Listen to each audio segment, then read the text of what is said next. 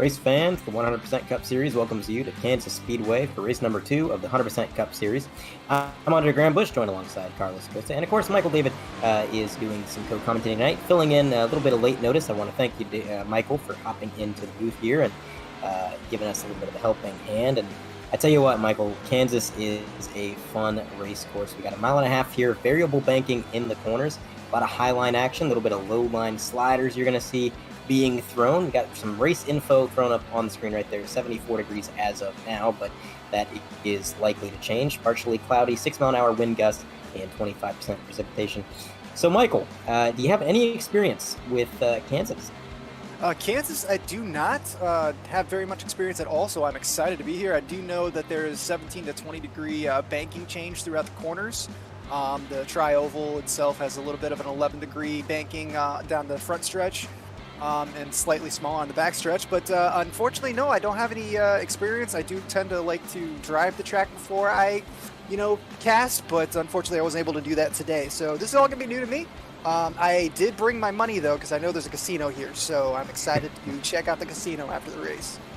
Well, it's a bit of a rhetorical question, because even if you did have experience with Kansas, I think that experience is going to be thrown out the window because iRacing's made a lot of changes with the new build, and over the course of the season, this next-gen car has changed a lot, and so the way that this track was driven the first time we came here is almost irrelevant to how they're going to be driving it tonight. It's been a very big learning curve for a lot of the drivers, and it's really interesting, Michael.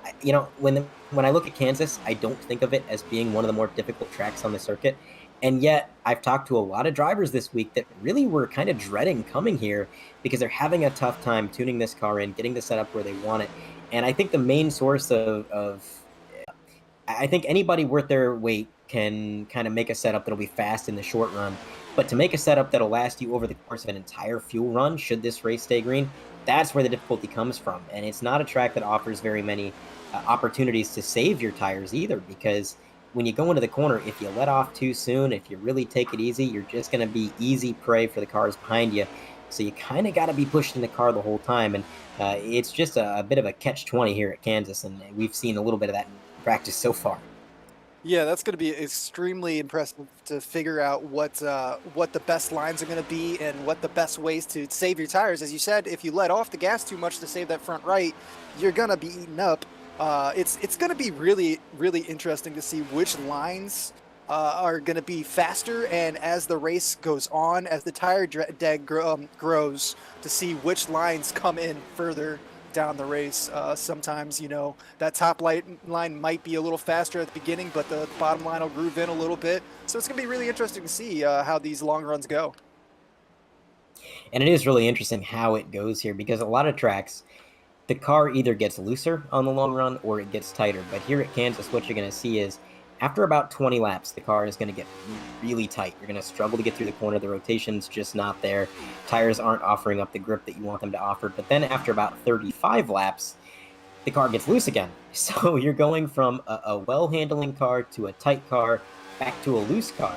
And you're constantly having to adapt your driving style to accommodate how this car is changing. And it's not easy. I watched the Division II race last night, and it really seemed like on the long runs, that's where the majority of the field was really struggling to maintain their momentum. In this session alone, I've been watching Adam Menafiel as he's been making practice sessions, and one thing I noticed was that from lap 13 to lap 23, he lost about a second per lap. So in a matter of 10 laps, he lost a second on a track that has about 30-second lap times. That is extreme tire wear here at Kansas.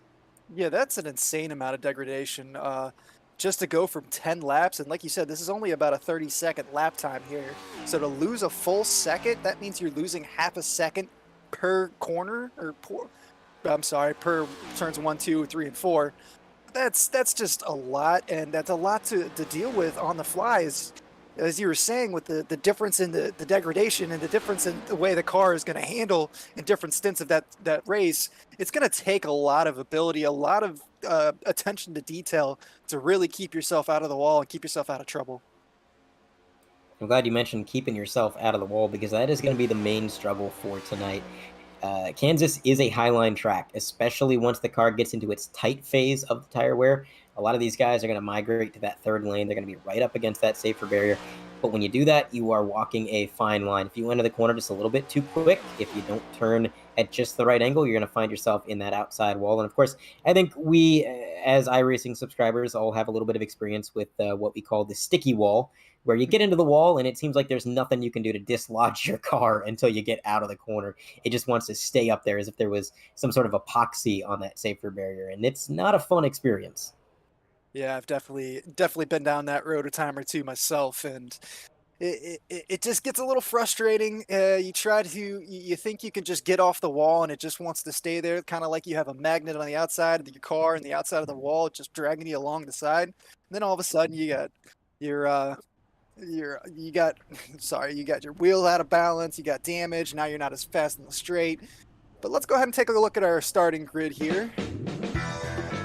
Absolutely. We're going to try and pull that up. On the pole this week, Jason Taylor, bit of a surprise pole sitter tonight, alongside Robert Anderson, who had a lot of pace in practice so far tonight. Blake Giglio is third, Matt Long P4. Behind them in row 3, you got Randy Drumhiller and Lucas Hoitzma.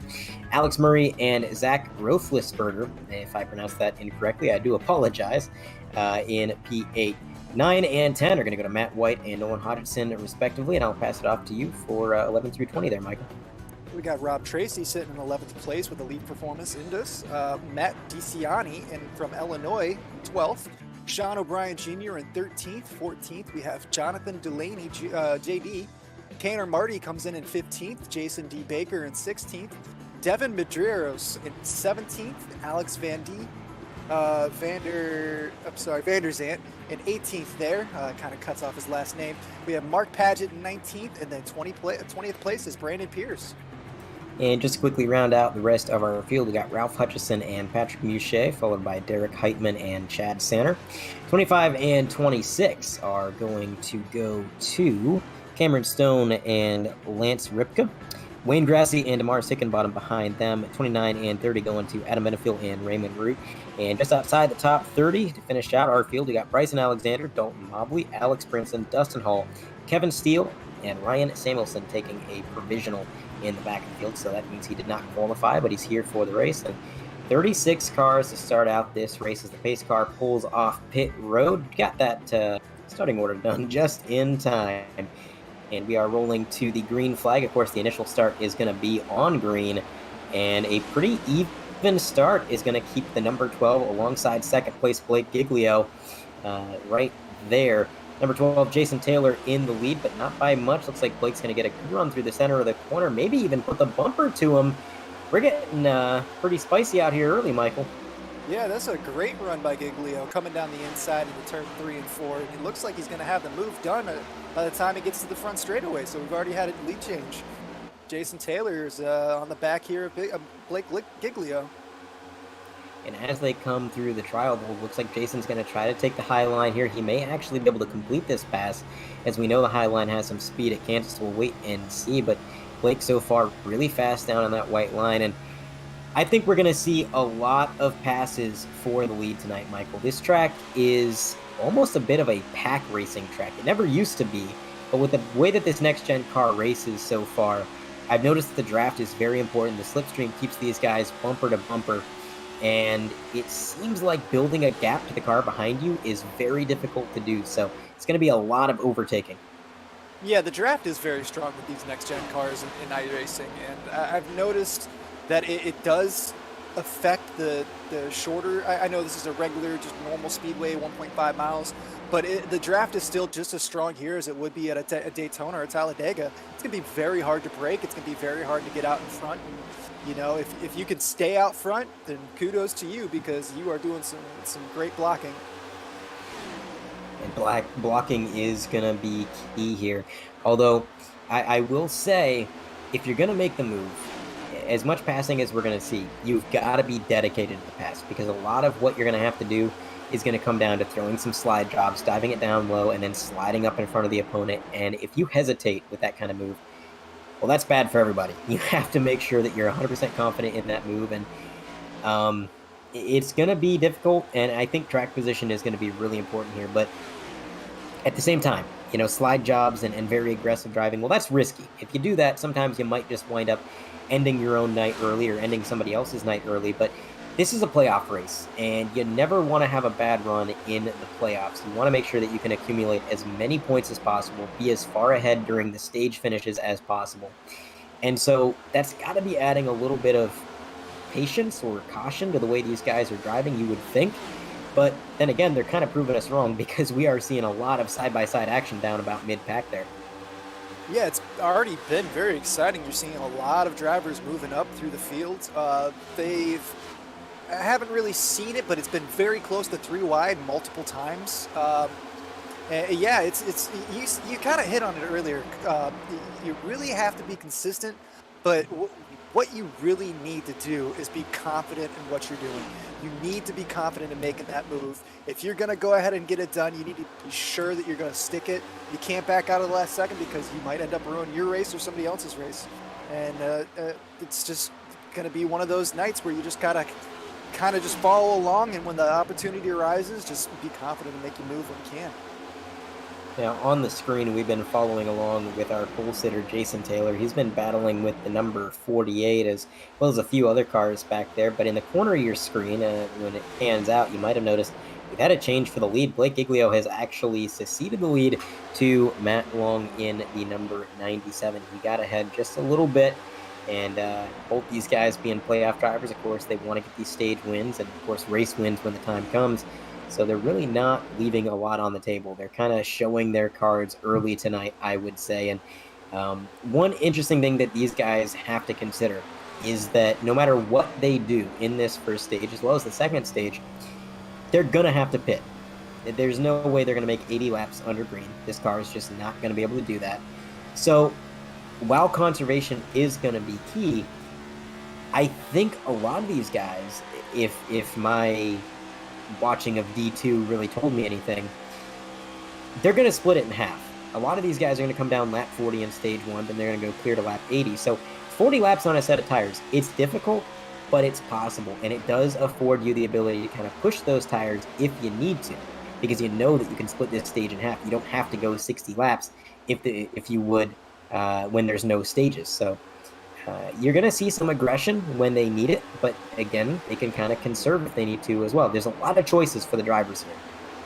Yeah, I think you're probably going to see a couple of these drivers push it a little bit further along to try to get a little longer into the first set to set them up for a better start to the second stage there. So you might see some drivers going 50, maybe even 60 laps if they can push it, just to try to set them up better for the second stage. But I think most of these leaders, as you said, are going to go ahead and split it right down the middle, 40-40. And I do also want to point out, we've been talking about Giglio, we've been talking about Long, but right there in third place, Murray,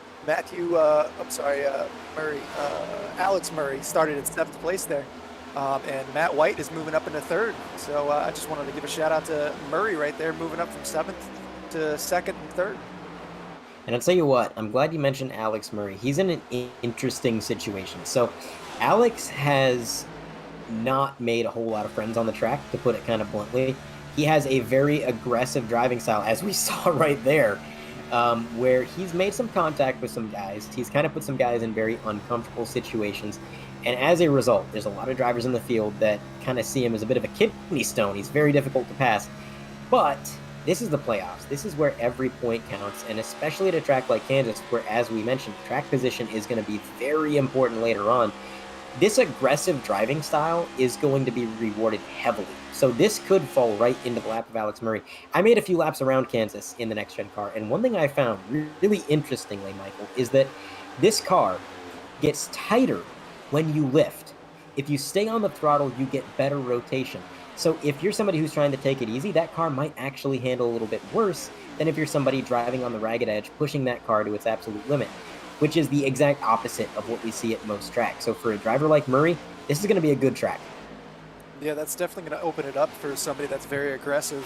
I really wish I got the opportunity to run a couple laps here. As I said earlier, I didn't get the opportunity. I really like doing that before these races. So I do feel a little bit like I'm on the back foot here, but I'm glad that you were able to, because that gives a great insight of what we should be looking forward to for the rest of this lap, or for the rest of this race.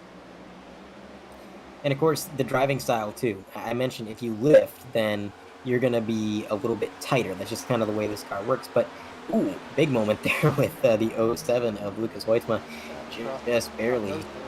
slotting in there. But as I was saying, if you stay on the throttle to keep this car rotating, what you're going to be doing is you're going to be beating down on that right front because you are basically grinding that tire down into the pavement, and that's just going to make it tighter in the long run. So as we kind of mentioned earlier, it's a bit of a balancing act. They're going to have to push the car to get it to handle right, but at the same time, they don't want to push it too much because if you're grinding that right front tire down, well, by the time you get to lap 40, that car is not going to have any rotation.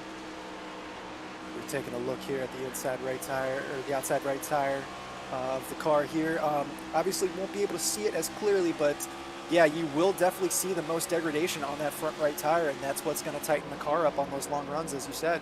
So hopefully, we'll be seeing these drivers able to, manipulate and understand when the car starts getting tighter, what they need to do to change their driving styles. Game of adaptation. You're exactly right. They're going to have to figure out what they got to do to change their driving style, and it's a difficult task at Kansas because really there's three viable lanes. You can run the bottom, you can run the middle, you can run the top. A lot of Mount halves aren't like that. You got your No. Charlottes and your Texas tracks where there's one preferred line, and that's where you want to be. Here at Kansas, you can run wherever you want, but it's up to you to find out which line suits your setup the best and which line is putting the least wear and tear on your car. And it's not going to be a universal thing. Some guys' setups are going to put less wear on the car running the high side. Some guys' setups might be better off in the long run if they keep to the bottom, keep the shorter circuit around the track. It's going to be on a racer to racer basis. And I think as the race goes on, they're going to have plenty of time to figure it out. But at the very beginning here, only on lap 18, still a little bit to learn for these guys. Yeah, and to your point, I believe it's not just going to be a racer to racer, but also a stint to stint. At the early beginning of the stint, it might be easier for you to save those tires going the high line, and as that front right tire wears down, it might be easier to move down towards the middle or the bottom line, or vice versa. Some of these drivers who are starting on the low line, who set their car up, might be able to move up a little higher along the track as their stint goes longer and longer, because that's just the way that the car is just going to manipulate itself, and that's one of the adjustments that they're going to have to make on the fly.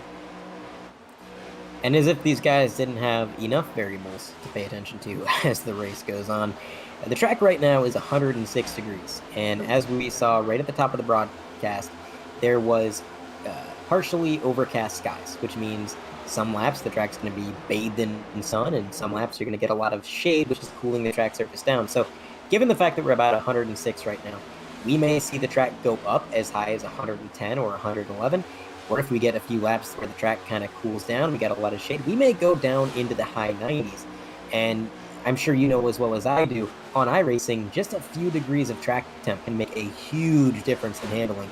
And we're going to see some variation in that. Yeah, I have a lot of experience when it comes to GT racing and iRacing, specifically the 992. And yeah, it is an extreme difference. Just a couple of degrees of track temperature will just throw the grip out the window or bring it into your realm of possibility. It is insane how much the difference can be, especially when you're going from the low to mid 90s up until almost 110 degrees. It almost feels like you're driving on ice at certain points. Yeah, absolutely. And these next gen cars, sometimes they feel like you're driving on ice, even if you got a perfect track condition. So it's going to be really tough for these guys. And we're seeing a lot of great racing. Right now, we're kind of following along with the number 8 of RJ Root and Ralph Hutchison on the outside in the 54. And we're kind of showing off exactly how multi-groove this track is. The guys on the high line, of course, they're taking the long way around the track. So in the middle of the corner, they're going to fall back a ways. But then they get to the straightaway, and they have a little bit more speed, a little bit more momentum that they can carry all the way down the trial board, all the way down the straightaway. And it kind of evens out. And again, you just don't see that many tracks where it's this multi-groove. And it is a bit of a paradox, though, because all of the lanes are so even, you would think that would make passing easier, but no. If you're just staying side by side with somebody running different grooves, well, you're not passing them. You're staying at the door. So it is tough, and they're going to be in traffic for a majority of the race tonight. We're 23 laps in. We've had 0 attrition, Michael. No cautions. Nobody has been out of the race so far with any technical issues. So traffic and being boxed in is going to be a problem these guys are going to be facing for, I would say, the majority of the race. Yeah, this has been a very clean first stint here, first run. I'm very excited to see that because the last race that I did felt like there was a caution after caution after caution. So it's very nice to see these clean races, but that is going to bring in a lot of lap traffic down the road. As we see the 36 car or the 26 car sitting back in 36th place, about 21 seconds behind the leader. So they're going to be coming into play here in the next, I don't know, probably 10 or so laps, maybe 11 or so laps. So the lap traffic should start playing a huge role in this race as we go along here. A thing that these guys, I know we're kind of looking at in their setups this week, and I kind of bring this up because you were mentioning racing a lot of GT. Mhm. On road courses in a GT car, one of the mistakes that I make most frequently is over rotating the steering wheel, turning the wheel so far that I'm actually scuffing the front tires and getting less rotation out of the car than I would if I steered less. It's very easy to do in road racing. On the oval circuits, you don't tend to have that problem, but in my experience, in the laps that I turned at Kansas, I found myself habitually over rotating the steering wheel and skating those front tires. I don't know why. It just feels a lot different than a lot of the mile and a halves. And I got to wonder if some of these guys aren't looking at their steering ratios. In the setup pages, we have a car loose down onto the apron. Is he able to gather it up? Looks like he is. That is not going to be a caution thus far. Man, oh man, that was a very close call. Looked like they were going to catch the grass and come back into the field. They were able to collect it. And let's go ahead and take a look at the replay here. Trying to identify exactly who it was. Top of your screen, it was Nolan Hodgson in the 42 machine.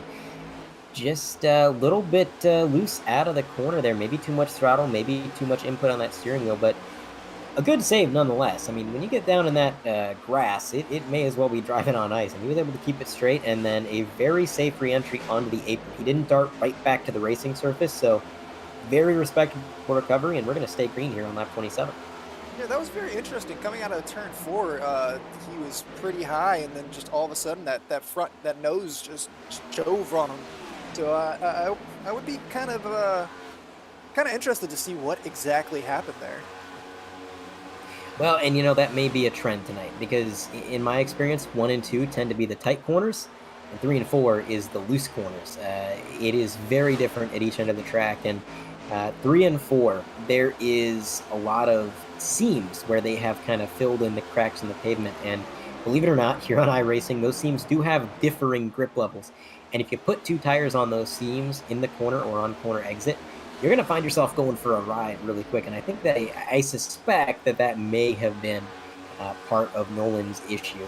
Whereas in 1 and 2, again, the car is so tight, it's kind of impossible to even get it loose. But 3 and 4, whole different story. Yeah, that's definitely interesting as we ride along here. It's just insane how wide this turn is, but usually, like you said earlier, you don't see these many lines being used, and you see them going from the bottom to the middle to the top like it's nothing. It's pretty intense. Yeah, and of course they're going to have to pay attention to what their competitors are doing. Dirty air being a very big factor here in NASCAR with the stock cars. If you're behind somebody, they're creating turbulent air that is thus disrupting the handling of your car. And if somebody's trying to run your line and take it away from you, well, then maybe try and see where they're not. If they're not running the top, well, then migrate up a few lanes, see if you can run it. If they're running the top and maybe you need to get to the bottom, you can do that too. On your screen, here's a bit of a battle. Cameron Stone in the 57 looks like he's trying to make a move down low there and potentially throwing a slider. Another battle right here. 3 cars under, actually 4 cars under a blanket with Sean O'Brien Jr. right behind him watching this battle happen. And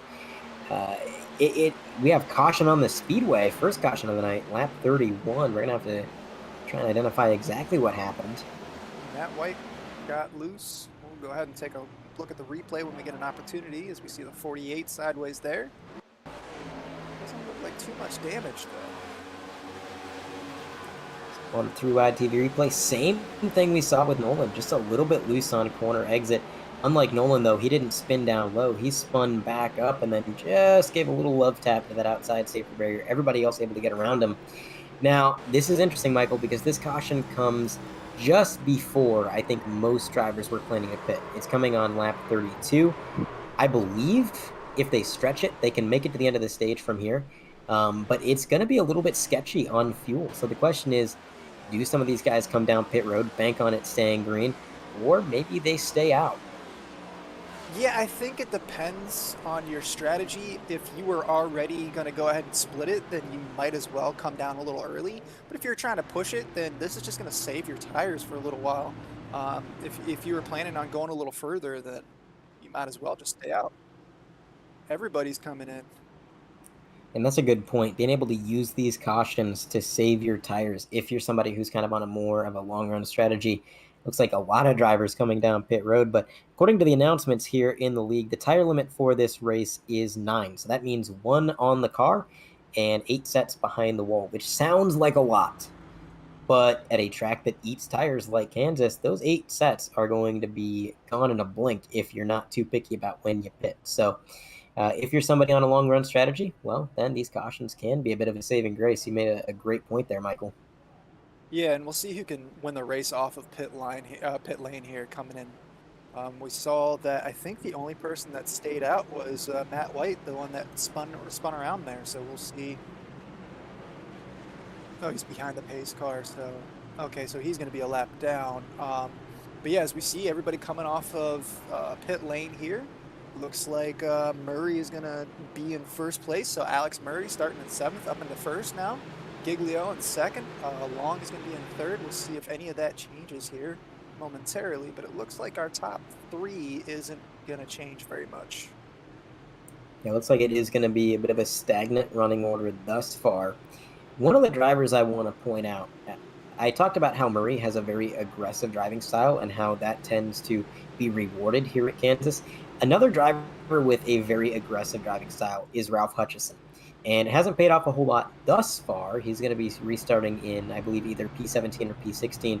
But as the race goes on, I would watch that 54 and see if he doesn't move up the grid a little bit, because he has been uh, pretty solid at tracks with this kind of driving style. We have Nolan coming back down pit road a second time. I believe he got a speeding penalty according to our producer here.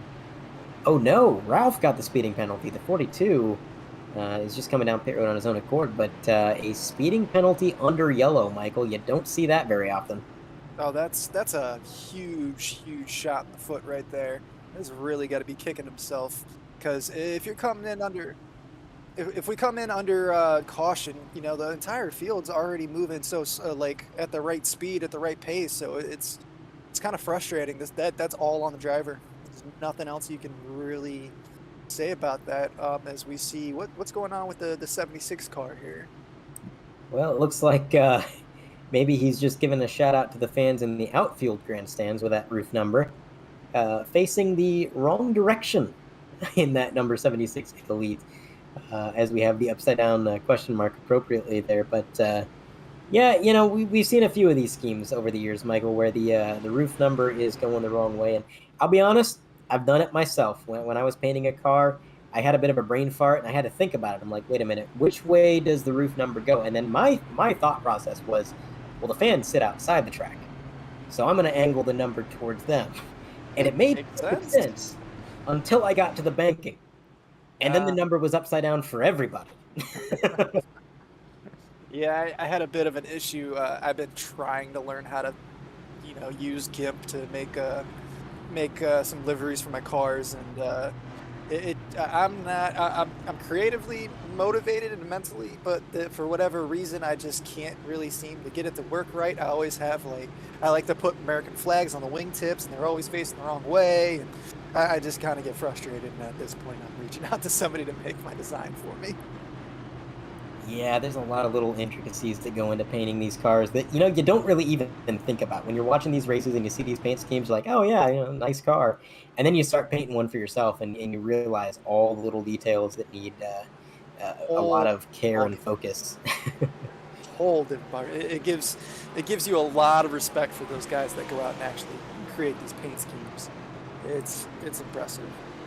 Absolutely is. Pace car pulls off into pit road, and it is going to be in the hands of the 28, Alex Murray. He's going to wait until the very end of the Geico restart zone. So just to recap for the fans at home, we do abide by the restart zone rules, whereas it used to be on iRacing, you could go as soon as the pace car turned left, Now you got to be inside that designated zone. And we've seen a few penalties that have kind of transpired as a result, but as the races have gone on, we've had a few drivers really start to get used to it, and things are starting to improve on that front. And Alex Murray used that restart zone to perfection. I think he might have caught him off guard there, Michael, because he literally went at the last possible second, and he got himself a 4-car length gap to second place Matt Long almost immediately. And now Matt Long is in the clutches of the number 16, who is maybe trying to make a move here on the high side. Yeah, no, that was a great restart. As we saw there momentarily, we had all 5 of the top 5 cars were in the championship points. So that's been a great race for a lot of these championship leaders here. We see the 6 car coming down the inside. Is he going to get the move done? As you said earlier, sometimes you kind of get stagnant there. Somebody else has a better or an even line, even though you're taking different lines, you end up kind of the same. You see, is that the 12 car? I'm sorry, I kind of missed that there. But yeah, it was the 12 car with Anderson and Delaney right next to, right behind there. But yeah, as you see, there's so many different lines here, but they're not really making too many moves on each other just because everybody's pace is kind of the same at the end of the lap.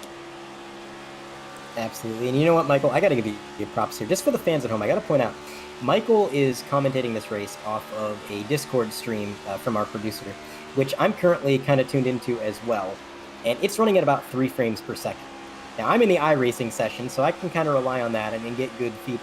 Michael is really dealing with a bit of a tough hand here, and he's still doing a great job commentating this race at what I would assume is 3 frames a second from this Discord stream. So a little missed call here and there. That's to be expected, and he's doing a great job. But you're exactly right. When you get side by side and you're running multiple grooves, and the lap times are exact same, it's so tough to make these passes. And it's a very momentum-based track. If you can just carry a little bit more speed onto the straightaway and set yourself up for the next corner, that's how you're going to make these passes. And as I watch this number 6 car, he's 3 wide. Jonathan Delaney 3 wide with Kevin Steele and the number 51 machine down beneath them. I'm not sure what's been going on with John these last few weeks. Now, John, of course, in the regular season was the car to beat week in, week out. I believe he got 7 wins. Correct me if I'm wrong, Carlos. The most winningest cars, I think, in a single season in league history. Then we get to the playoffs, and this number 6 is struggling. Now, I think part of this can be accredited to the fact that John has been focusing on Road to Pro and getting into the Coke Series, which it seems like he has cinched the point situation there, and he may be moving into the Coke Series. But even then, even with the less practice that he's had for 100% Cup Series, it just seems like the setups themselves aren't there. It's not so much driver as it is car. You can see this car getting unsettled. You can see it just doesn't want to carry the speed that the other cars do. And I got to wonder if maybe LDR is starting to struggle with these setups. Yeah, if he's not taking the same amount of time, if he doesn't have the same amount of, setup time per week because he's focusing on another series, which it sounds like you said, the Coca-Cola series, that's awesome. Those guys are fast. So to be able to, work your way into that series, props there. But if you're unable to spend that same amount of time working on your setups, then obviously your car is going to struggle, which means you're going to struggle. So it makes a lot of sense. It's unfortunate to see. We know that he's a fast driver. It's just unfortunately that he hasn't been able to get the setups in order. And, it's just kind of the name of the game. This next gen car, as far as I'm aware, it's a lot to handle. So the setup on it is an extremely important thing. It is tough, and it is a car where even the most incremental adjustments, but if you just change the suspension a little bit, if you change anything on this car a minute amount, you might be looking at a totally different car when you get out on track. So it's a bit of a slower setup building process because you got to make a little bit of a tweak, go out on track, run some laps, see how it handles, come back down pit road, tweak it again. Gen 6, it seemed like you could really just throw everything but the kitchen sink at that car, and the changes were very kind of numbed down, so to speak. But this car, very difficult to drive and very sensitive to setup changes. And as we were riding on board there with the third place car, you can kind of see the lines that they're running. Everybody's in a different part of the track. And at the top of the 3-wide TV multicam, we have 3 cars under a blanket. That's John Delaney battling with Wayne Grassy. And another car just behind, can't quite make out the number, but it is a Caterpillar machine, it looks like. And yeah, John just continuing to slip through the running order. I'm beginning to wonder if John didn't get tires properly in that pit stop, because he's so far off pace that it is, it's unusual for this team. Do you think maybe he just took two on the outside, or That's you kind of think what it's I'm a strategy wondering. thing? Okay. Yeah, I'm not sure. Yeah, do we have an average pit stop time that we could take a look at just to see? Okay, so Carlos is saying that he had about 14 seconds, or the average pit stop time was 14 seconds, or 15 seconds. Sorry about that. So let's see here as we watch the Caterpillar car right on the back here of John Delaney. Really looks like like you said, he has just lost momentum. Everybody is passing him left and right. So I think you're right there. I think his strategy was to take two right side tires, and it doesn't look like it panned out for him. Well, and if he did take 4 tires, that's concerning because that car is just not on pace. Right behind him, that's another car that I'm a little surprised to see so far back. That's number 83, Adam Benefiel. Adam, of course, a former Coke Series driver and the reigning league champion. He struggled in Division 2. He did not have a good time in the second division race last night. Seemed to be a little bit off pace, but when I was watching him in Division 2, I kind of wrote it off. Adam's just one of those drivers who he's never going to show you his hand until the race is just about over. That's when he's going to kick it into overdrive. But as this race has gone on, it seems like that 83 may be struggling with the setup as well. It's interesting. Sometimes you get to the playoffs and you see a lot of drivers pick it up. You see some drivers fall off the pace, and the status quo, so to speak, gets shaken up. Yeah, these mile to mile and a half speedways, you don't have the opportunity to really sit back and kind of wait it out like you do on a super speedway. So to see somebody falling back that far this early, it's definitely concerning. So I wonder what exactly is going on here, because like you said, these are some very fast drivers that are seemingly having some issues. And even though it is still early, we're only at lap 49. We got about 30 laps left in the first stint. That's definitely going to be a concern. One driver who's not having a lot of issues tonight is the number 24, who I believe we just went on board with. Yeah, perfect timing there, Carlos. Um, Kevin Steele did really good in Division 2 until he spun. He was the fastest car on the track for a while. He was leading the majority of Division 2, and then he decided to really test the limits of the car and push it as hard as he could. And eventually, well, he found those limits, and he spun out, and he decided to call it quits for Division 2 there. But just from his pace before that happened, we knew he had a fast car. And this is a kind of turning a different face here, it seems like, because Kevin, he's not been on the ball with this car this year. He said it himself, he doesn't understand the car. He doesn't understand the setups. And it seems like no matter what he does or whatever traditional NASCAR knowledge he had, it's just not lining up with this car. But then he comes to Kansas here, and he told me himself, he feels like he figured this car out, finally. And I'll tell you what, Michael, I don't think there's a better time to figure it out than in the playoffs when points matter most. And right now, he is just knocking on the back door of the top 10. Yeah, that's really interesting that you say that, because he's obviously in the championship in the playoffs here. So he was doing enough during the season when he couldn't figure the car out.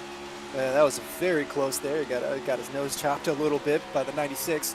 But yeah, if he was really struggling that much with the car setup during the season, still able to make the playoffs, and I'm not sure how much he likes this track. I mean, he's only up 24 positions from the starting point, so clearly he doesn't like this track too much, I would say. But, yeah, no, I wasn't able to watch the race last night, but it sounds like you said, he definitely is getting into the groove of things at the right time, right here in the playoffs. And, he really played the strategy right. You're right.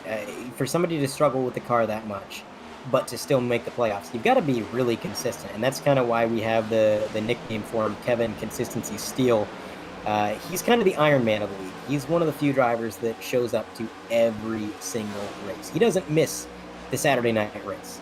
No matter what else he's got going on in life, he showed up to just about every race in 100% history. And so even though the car has not been jiving with him, so to speak, he's picked up points here and there from the drivers who just weren't at the race. Maybe they had something going on. Maybe they weren't able to attend the race. But the Iron Man was there, and he was picking up points. And now he's in the playoffs, and he's using that spot in the playoffs really well. He's not wasting the opportunity here. Again, just outside the top 10 and on the top of the 3-wide TV multicam, we got another battle going on. That is the number 29 machine, seems to be duking it out. As Adam Menafiel now also making a move, trying to go down low, and it is interesting the varying grip levels here, Michael. On the top line, the car is going to be skating, but you're going to have a lot of rotation.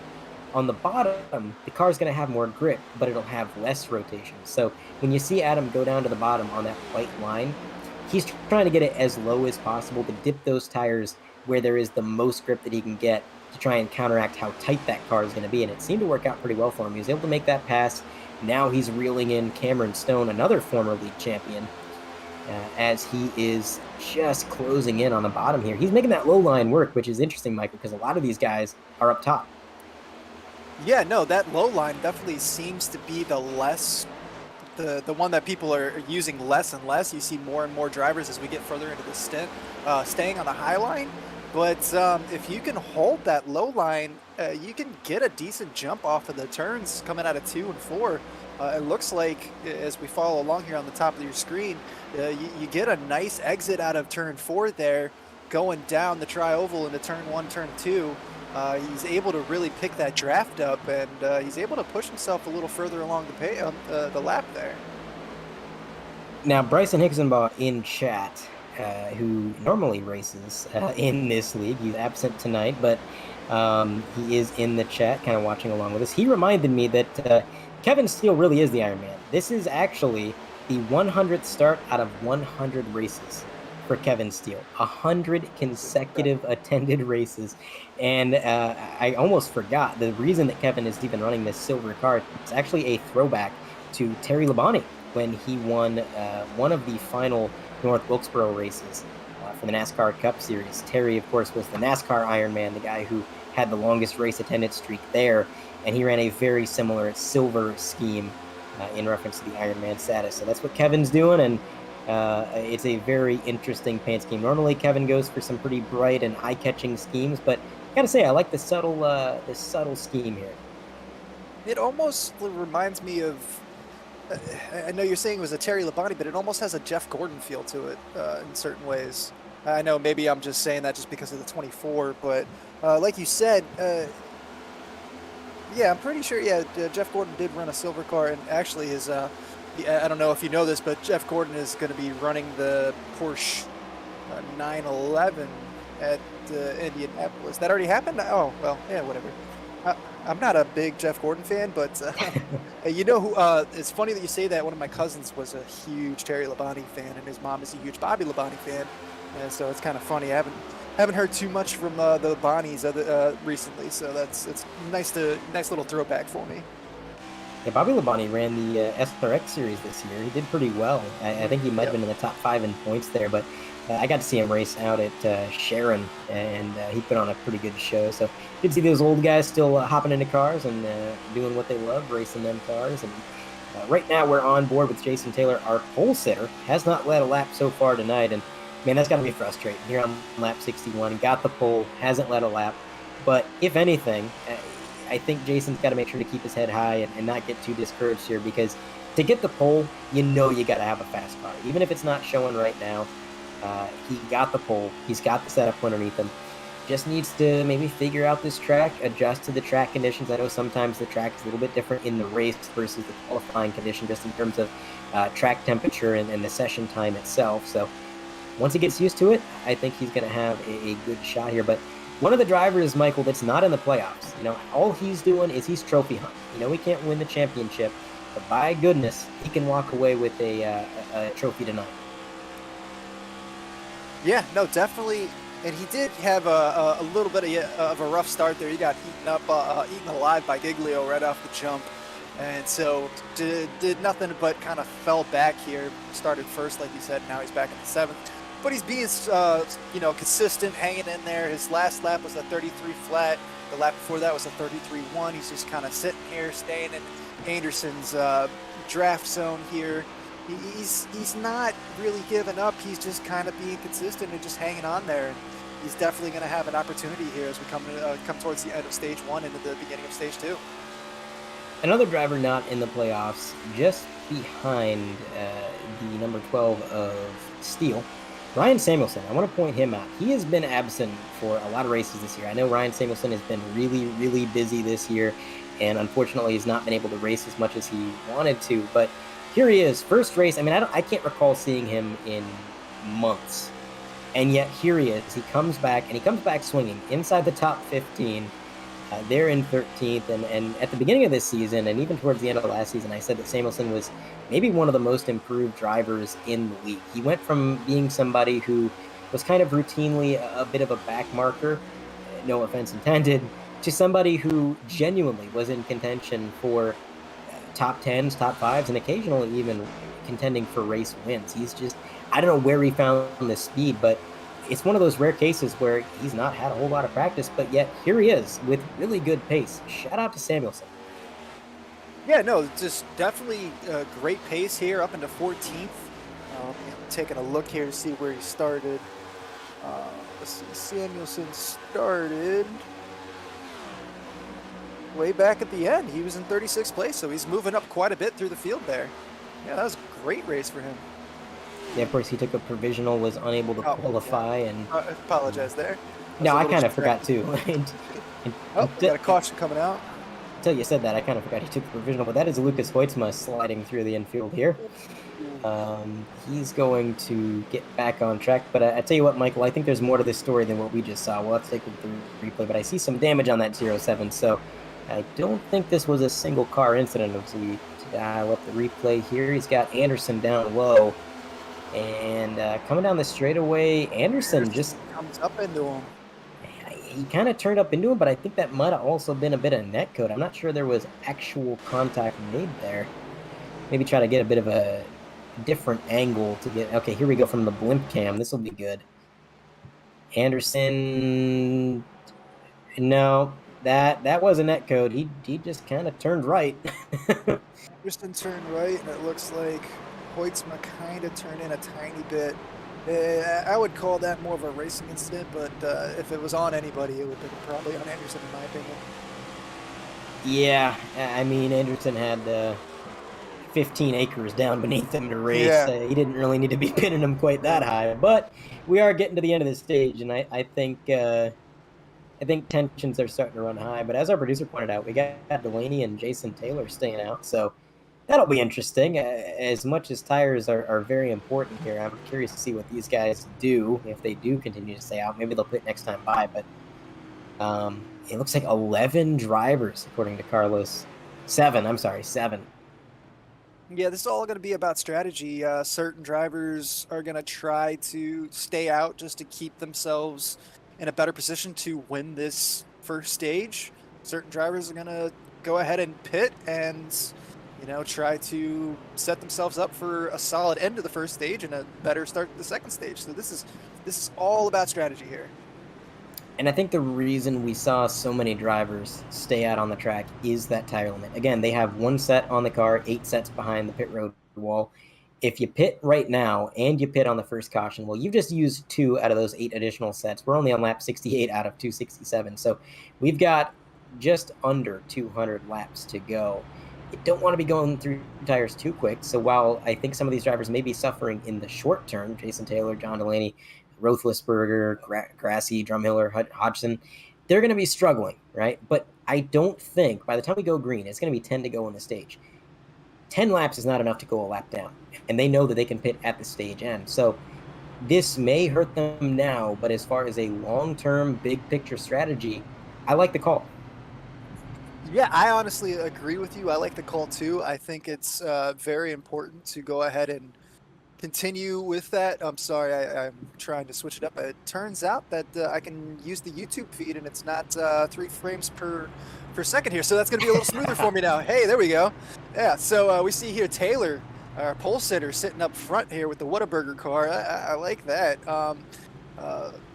Sorry. No, it's all good. It's my fault for not owning the track and being unable to purchase it right now. So it is on me, but I do want to go ahead and thank you guys, the 3Wide team, for having me here tonight. I know it was a last second thing, but I'm really happy to be here, and I've been having a great time so far, and Just really enjoying hanging out with you guys now that I can actually see everything in 4K and see it nice and clean. I'm very happy to be here. And we're glad to have you again. Thanks for joining us here. And you were doing such a good job with 3 frames per second. I was about to take 2 of those frames away just to see where your breaking point finally was. Yeah, well, you got to have a breaking point somewhere, but it took me a little while to find it. And finally, I only have about 2 brain cells, so I was able to put them together and find the 3 Wide YouTube channel. So everybody that's out there, don't forget to hit that subscribe and like button, as I have just done myself. And thanks for joining along here. And I got the chat pulled up, so I am ready to go, guys. So you're telling me between the two of us, there's 3 brain cells. That's quite the booth we got here. But yeah, the lights are off on the pace car, and it's going to be making one more time around. Again, 6 cars stayed out on this last caution. They're going to be on older tires. Now, luckily for the cars behind them on fresher tires, I think the difference in pace, that closing rate, is going to be quick enough that they're going to be able to make the pass pretty easily as long as they choose their lanes correctly. I don't think we're going to see a huge bottleneck. But while they're getting around these guys and trying to navigate towards the front, that is an opportunity for the running order to be shuffled up a little bit. And we may see some drivers that we haven't seen up front just kind of win that race to the front of the pack and maybe get a surprise stage win here, as it looks like the pace car is coming out of turn 4 now. Blake Giglio and Devin Medeiros, 2 drivers who are furiously warming those fresh tires, trying to get as much of an advantage as possible going into the end of stage 1. It looks like the number 6 car hanging way back there as the number 12 is the starter car, and he gets a pretty good jump there. 2 car lengths out of Jonathan Delaney. Zach Roethlisberger side by side for 3rd place, with Wayne Grassy just to his outside. And 3 wide, Matt Long is going to shove it through the middle with Alex Murray in tow. And this is going to spell disaster for our leaders here, Michael, because they are on a roll. What does the 97 do? He's teammates with John. Does he push him? Does he make the pass? Looks like he's going to make the pass on the high line. 12 car fading back on the top. 3 cars under a blanket. New leader, Matt Long. Yeah, that was a great move, just coming straight down the middle like that. Do we have oh, wow, we got a big one coming through here. The 54, the 42. Who else is involved? It looked like there was a couple other cars involved there. We're going to have to go ahead and get a replay for our 3rd caution here. So that's definitely going to change up the strategy here. I think some of those leaders that didn't come in are definitely going to take the opportunity now and come in and get some fresh tires. I'd agree. I mean, they're only going to have a few laps to the end of the stage now. By the time we go green, it would be silly not to pick. But Wayne Grassy got in the outside wall, and from there they went 4 wide. And you're right, there was more cars involved. The 51 spinning into the outside wall is these 2 drivers, Nolan Hodgson, Ralph Hutchison, getting a little bit collected on the infield there. Some damage to the 51. This track can support 4 wide, but anytime you do go 4 wide, it's going to be a little bit scary. You can see just some contact, and that was definitely some net code there. 51 just playing a bit of high-speed ping pong, it seems like. Yeah, kind of bouncing around there, but yeah, unfortunate there. But it's the name of the game, especially when you go 4 wide. 3 wide is scary enough, but I do want to go ahead and say these leaders really had a great start there. Were able to push through on the middle line, going 3 wide, and just make their way up into 1st place, 2nd place, 3rd place. Like, they were the leaders from the start. They didn't really have any sort of issues there. That was a great start by Long and Murray and Delaney. Yeah, they didn't waste any time. I mean, they used those fresh tires, and they were not afraid to send it 3 wide. They did that on numerous occasions on their march to the front, and I believe that this is going to go green before the end of the stage. But real quick, Michael, I'm going to hop up into the admin chat. I'm going to confirm that we will be racing the lap 80 under green, and I will be back momentarily. Yeah, no, I do believe that you are correct. I think it is at the end of lap 80, but yeah, go ahead and take a look there as we follow along here. The pace car is still got the lights on, so we will still be under caution for at least another lap here. We see the lucky dog coming by on the top there. So they're going to get their lap back. I was not able to see whose number that was. I don't know, Carlos, if you could tell me that. But as we see here, we did see a couple of the cars that hadn't pit yet had come into the pits. It's Matt White, the 48, coming around. So Matt White was involved in that one of the earlier cautions. He's going to be able to get a lap back. So should put Matt back on the lead lap. So that's very lucky for Matt to get that caution there. You see here the 97. Long, Murray, Delaney, Giglio, Root, Medeiros, Roethlisberger, Pierce, Van der Zandt, and Steele round out your top 10. But yeah, so far so good. This has been a really interesting race. It's one of my first experiences with Kansas. I know the track has been around for a little while, but I have not been able to run it in iRacing. I was doing a little bit of research on the track earlier. It opened in 2001. I know we made the joke earlier, but it does have a casino here at the track, so I think that's pretty awesome. I'm not necessarily a big gambler, but just the fact that I can, if I want to, go blow my money on a couple roulette tables or play some poker, I'm always about that. And the missus loves to play the slot machines, so we got to keep her away from the casino. So I'm not bringing the wife to the Kansas track here. But maybe I'll go throw away a couple $100 here after the race. I'm more of a blackjack guy myself, but I have made one racing related bet this year, and I'm going to stop there because I won. We were watching the Coke series with a few of my buddies, and we had a bet on how many cautions they would get. And I guess 6 cautions. I was exactly right. Ended up making something to the tune of $40 on that bet. So Hey, there you go. a lot of That is fun there. nice. I just want to confirm. I talked to Kevin Steele, one of the admins. He says we will be racing to this stage, and so the lights should go off this time, and that's going to leave us with just a handful of laps to the end of the stage. And again, stage points are going to be so important because they really serve as a cushion. If you get stage points now and then you wreck later, well, you got those points to fall back on. So we're going to see a lot of aggressive driving to get up front, maybe grab a stage win. And it's an interesting top 3 for that. You got Matt Long, Alex Murray, John Delaney. These are very aggressive drivers. These are guys who I would say their patience stat is minimized and their aggression stat is maximized. So these guys are going to hold no punches when it comes to getting this stage win. Yeah, coming into the playoffs, you got a no holds bar. It's time to go. I think we're going to see quite a bit of action for the rest of the race. It started off nice and clean, and we've seen our third caution now, and I think we're going to see a little bit more of the same going into the stage 2. So hopefully we'll get a nice clean end to this stage, and we'll see quite a bit more aggression coming into the second stage as we see the lights on that Ford Mustang are off. And as he comes out of turn 4, it's going to go ahead and roll down pit road, and it's going to leave the field in the hands of Matt Long in that 97. And again, this Geico restart zone has changed up the way these guys restart the races so much. It's been fun to see. Let's see what Matt Long does. And he plays it a little bit differently than some of these guys. He actually went pretty early in the Geico restart zone. And he caught that 28 sleeping, Michael. Look at that. The 28 at risk of falling back to third from the outside of the front row. Can John get him on the inside? No, he's got a lift. Alex Murray back to P2 with only 3.5 laps to go. Wow, the number 20, Devin Medeiros, with a huge shove to the number 16 of Blake Giglio. He gives him a shot, then moves down to the bottom as they go side by side for third.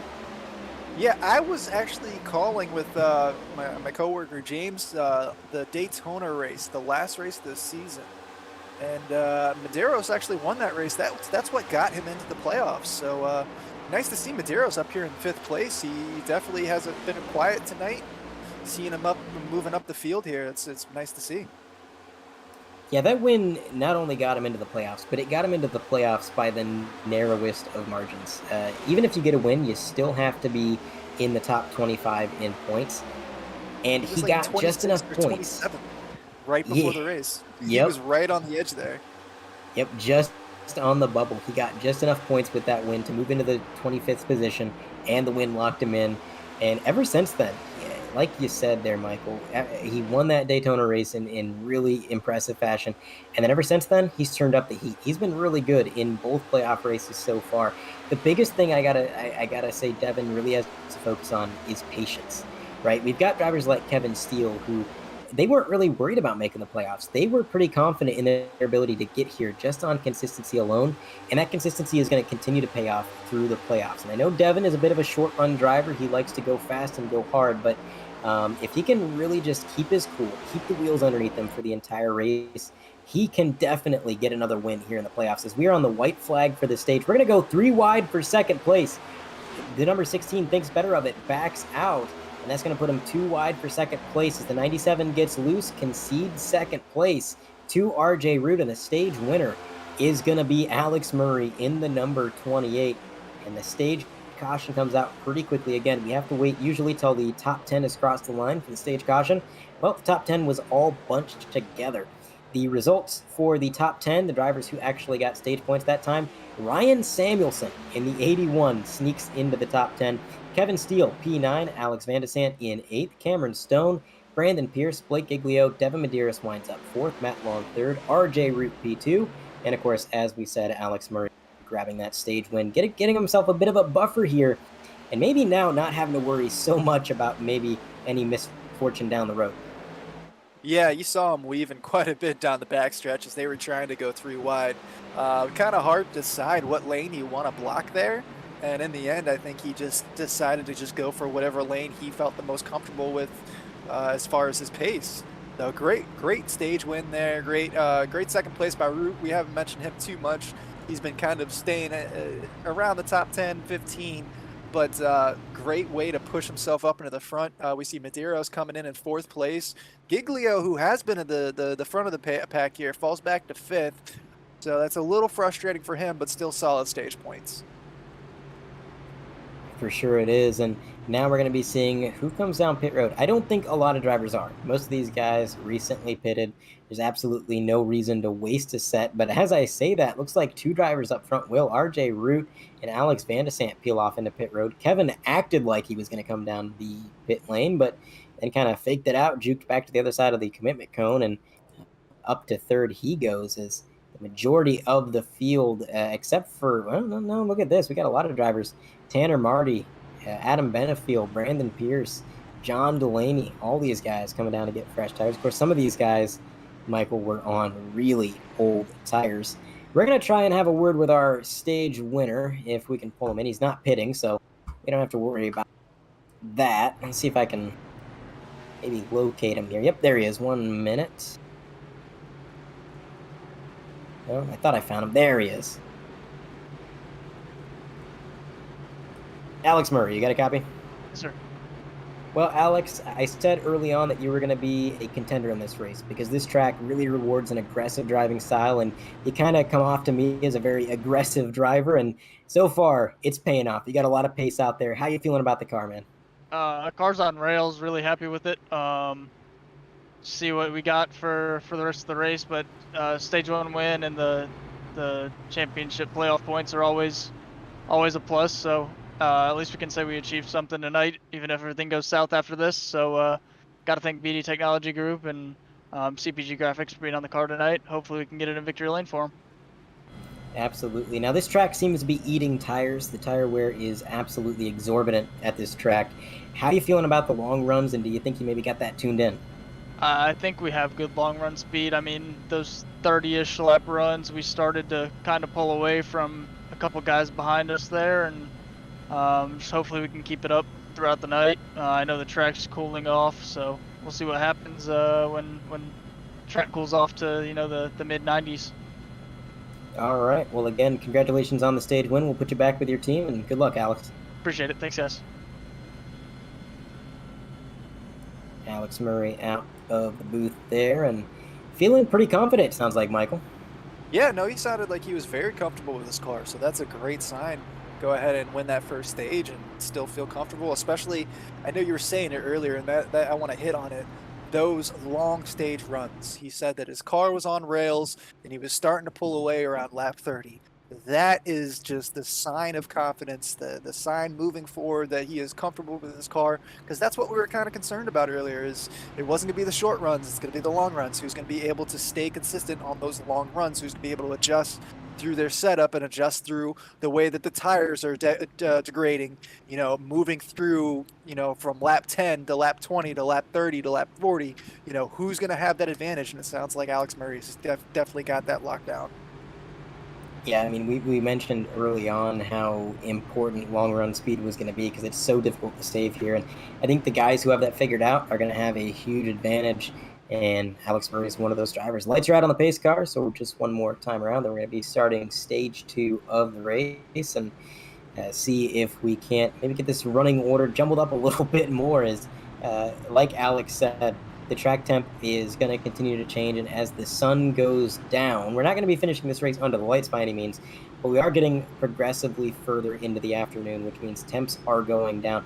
We started the race at 106, it's already down to 100, and we're expecting mid 90s later in the event. So some of those drivers that maybe have setups that are built for cooler track temps, maybe they're going to be coming to life later in the race. It'll be fun to watch as pace car rounds 3 and 4. It'll be Alex Murray as our control car once again, with RJ Root on the outside, Matt Long and Blake Giglio on the outside. Blake is a car that's had a lot of speed so far tonight. Just has not been able to really get the lead and maintain it. He led a couple laps, but almost immediately gave it up. And it seems like that long run speed is something he's got to focus on. There goes the pace car into the Geico restart zone now, and Alex Murray at the last possible minute gets on that loud pedal as they go side by side for second place. Blake's going to line up down on the bottom, then dart back up to the top. Cameron Stone behind them as Kevin Steele is battling with 81 of Ryan Samuelson for position here. See if they can't get that sorted out. But so far in stage 2, 28 is out and away. Yeah, Alex Murray had a great start there, waited to the very last second, kept everybody off guard, kept everybody sleeping, and he started to run away from it, but Long is already kind of moving back up, and we have a caution. What happened here? That was fast. Ooh, yeah, we see the 20 can't drive straight. That's a drift move right there. Yeah, he is crab walking down the track. That's a broken toe link and heaven knows what else. As he gets down onto pit lane, we'll try and dial up the replay, see exactly what happened to Medeiros. That's a shame because Devin really had such a strong run in stage 1, showed a lot of speed there. Continuing to crab walk down the straightaway. Okay, here we go. So he's behind a 3-wide situation. It's a little loose there and a little bit of a tap from the 44. Oh, yeah, there was quite a bit involved there. Dalton Mobley in the 77, nowhere to go. He was just kind of minding his own business on the outside line, and then boom. Let's see if we can get another angle of that, yeah. Looks like Medeiros is on the top line. He gets a little wobbly, but he's able to stay fine, and then he just gets a lug tap, gets into the front end of the 6 there, who has no place to go, slides back up the track and takes out quite a few cars there, but unfortunately it looks like Medeiros is the one that took the brunt of all of that. He's the one that's going to be hurt the most. Few drivers just barely able to squeak through there. Patrick Muchet, Adam Benefiel able to get through. We're going on board with Jonathan Delaney. Got a bit of a notice seat to that one. Yeah, he just, all of a sudden there was a car in his grill. He didn't have anything, any place to go, nothing he could do. See the 77 has a cut down tire there. 46, also quite a bit of damage there, so you see quite a few cars coming in to the pits here. Also, another thing is this might change a little bit of the strategy for some of the cars that are up front that might have hit it a little earlier in that first, right before that first caution before lap 80, because we saw a couple cautions there right before the end of the stage. So there were a couple cars that came in early. It'd be interesting to see if maybe some of those cars decide to come in now to try to get a bit of an update or a bit of an advantage here. Definitely could be. Damaris Hickenbottom, I'm hearing something happened with him in this incident. I didn't quite catch it when we watched it before.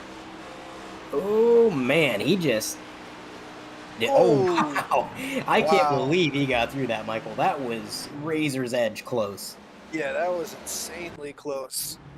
He had a code brown there, that's for sure. Yeah, he might need new pants after that one, but Damaris, another driver, making a really strong effort here in the playoffs.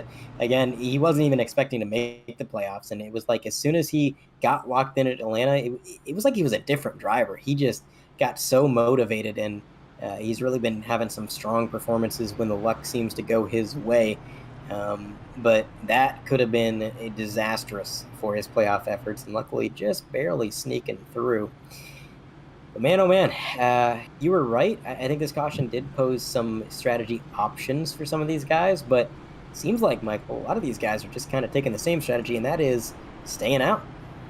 Yeah, and that makes the most sense because if you go ahead and try to pit now, you're just throwing a set of tires away.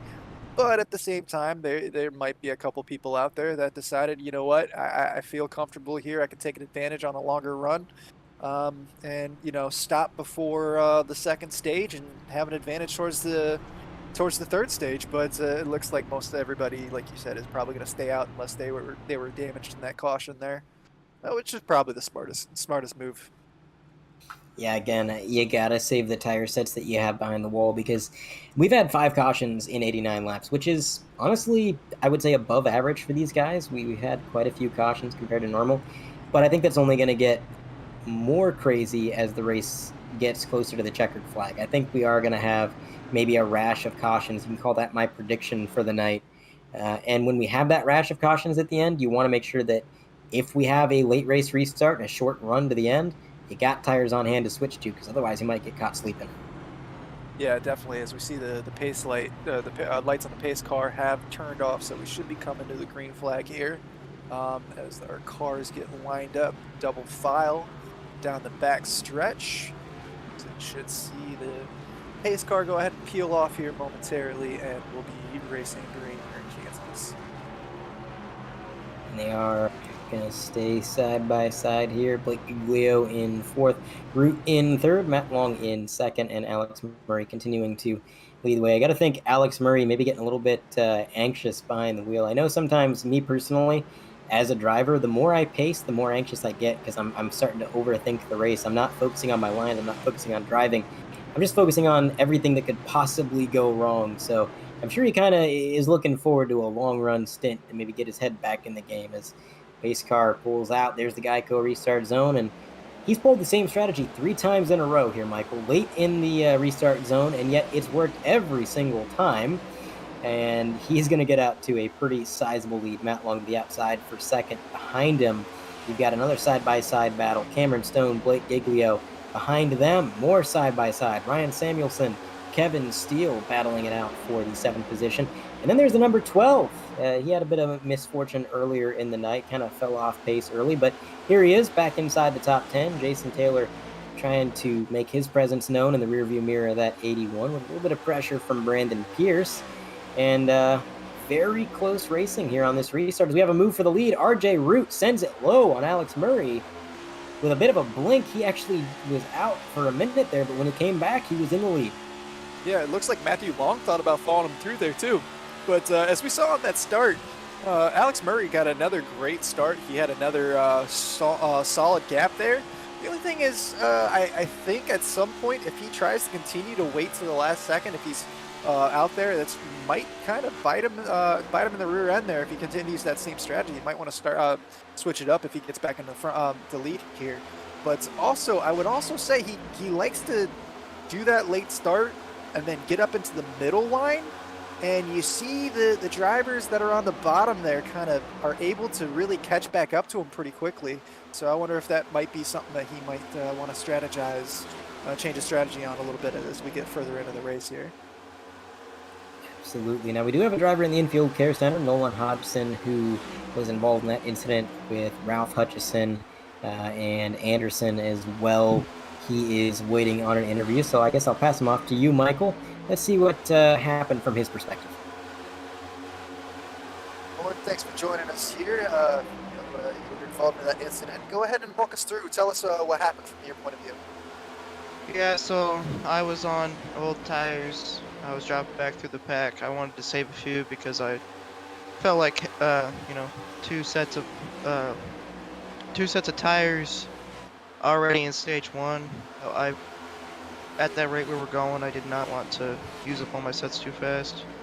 And I guess it was a grassy hit the wall or something, and then that caused Baker to hit him and caused him to hit Hutchison, which caused him to hit me. So Yeah, there was definitely a bit of an accordion effect there. We saw the 20 of Madeiras kind of get spun around and then kind of shoot back up into everybody. So, yeah, it's just an unfortunate event there. Looking forward to next week. Does this change your strategy at all? Are you going to be a little more cautious, or do you think this is just going to drive you to kind of push a little harder next week? well, I think that with what I'm trying to do right now with my mental, about how I'm racing, I'm trying to clean some things up. So um, I guess I'll just run my race next week. Try not to get in any of the big wrecks that Bristol tends to make, and hopefully we can make it through that one this time. Definitely an unfortunate incident for you. I know you started up in 10th place, which is a great starting point. Definitely not where you wanted to finish, but I want to thank you for coming to join us. Sorry to see what happened to you there, but hopefully we'll be able to see you next week and you'll have a way better result. Thank you for joining us. Yeah, no problem.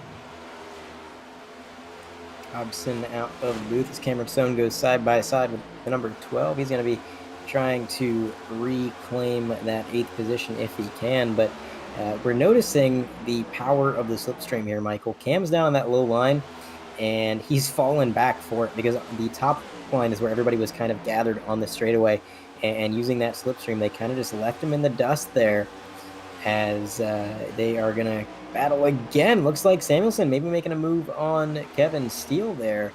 And oh man, we are on lap 99, and these guys are really racing like their lives depend on it. As Samuelson halfway through this race here. Yeah, very early on, and I guess that's just kind of what the playoffs do to people, huh, Michael? Yeah, no, definitely, and it's understandable. A lot of these drivers up towards the front, we have what 1, 2, 3, 4, 5, 6, 7 drivers in the top 10. They're all in the playoffs here. So yeah, it makes a lot of sense that they're going to be driving like chickens with their head cut off. But at the same time, you see that lead group is really starting to push itself off. They really have what about a 2-second gap there. They're sticking with the high line. They're sticking together. They're able to keep that draft going. They're just kind of just working together, it looks like. So kudos to them being able to break away and kind of run their own race here, it looks like. And a huge run from the 28 is going to put him right on the rear bumper of the number 8. And he actually pushed him through the travel, and that's a bit of a risky move in this next-gen car. It's not exactly the best machine on earth for bump drafting. The bumpers are very rounded off, and they made it work, though, as they are racing their way down the back straightaway. It is really anybody's game for the lead here, as Blake's going to move down to the bottom, try to take 3rd place from Matt Long if possible, but no, he's got to lift a little bit too much, and they're going to stay single file. And the 24, as our producer points out, losing a little bit of track position, a little bit of time. Not sure if he just overheated the tires. Maybe he has to back off a little bit here and cool him down as he goes side by side with Samuelson. But I'll tell you what, as we take lap 102 now, I was going to do it lap 100. We're a little bit late here, but why don't we take in the sights and sounds of Kansas with a Crank It Up.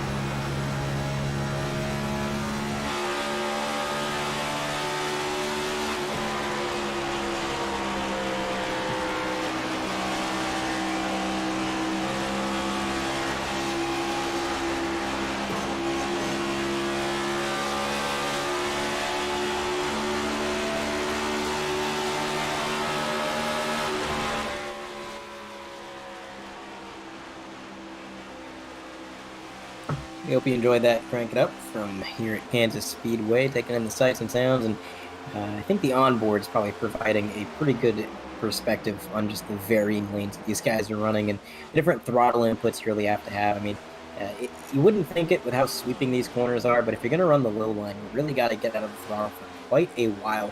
Whereas if you're up top, you can stay on it a little bit longer and really lean on that right rear a little bit more as you throttle it through the turn. So very interesting track, as it looks like RJ Root is going to defend his lead.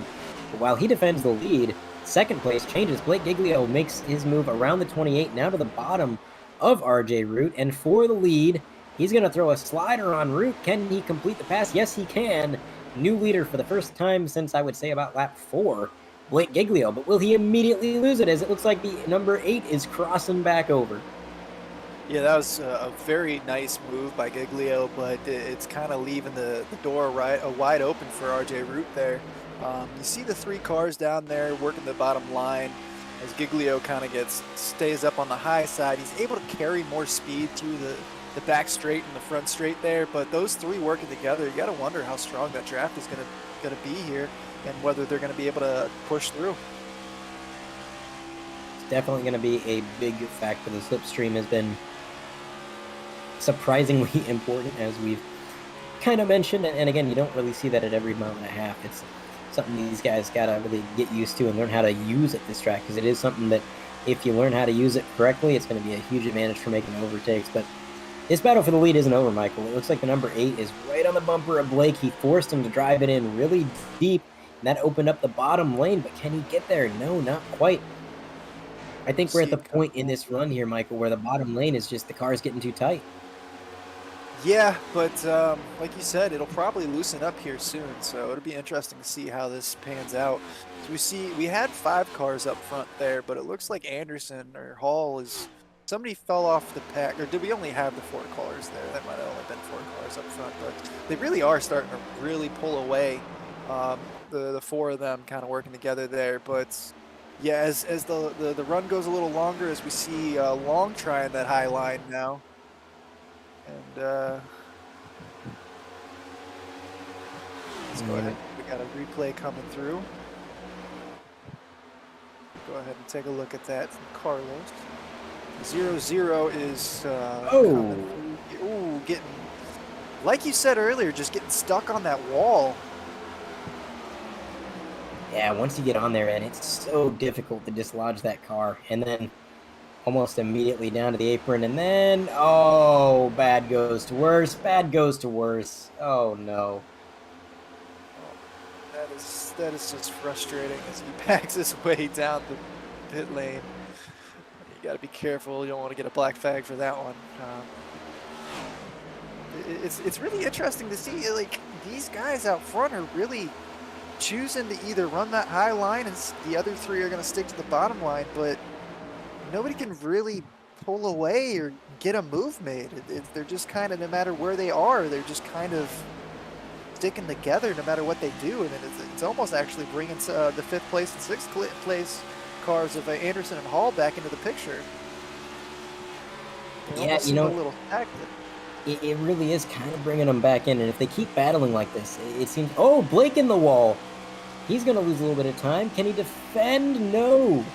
RJ Root down to the bottom. They're going to stay side by side. Who gets the advantage?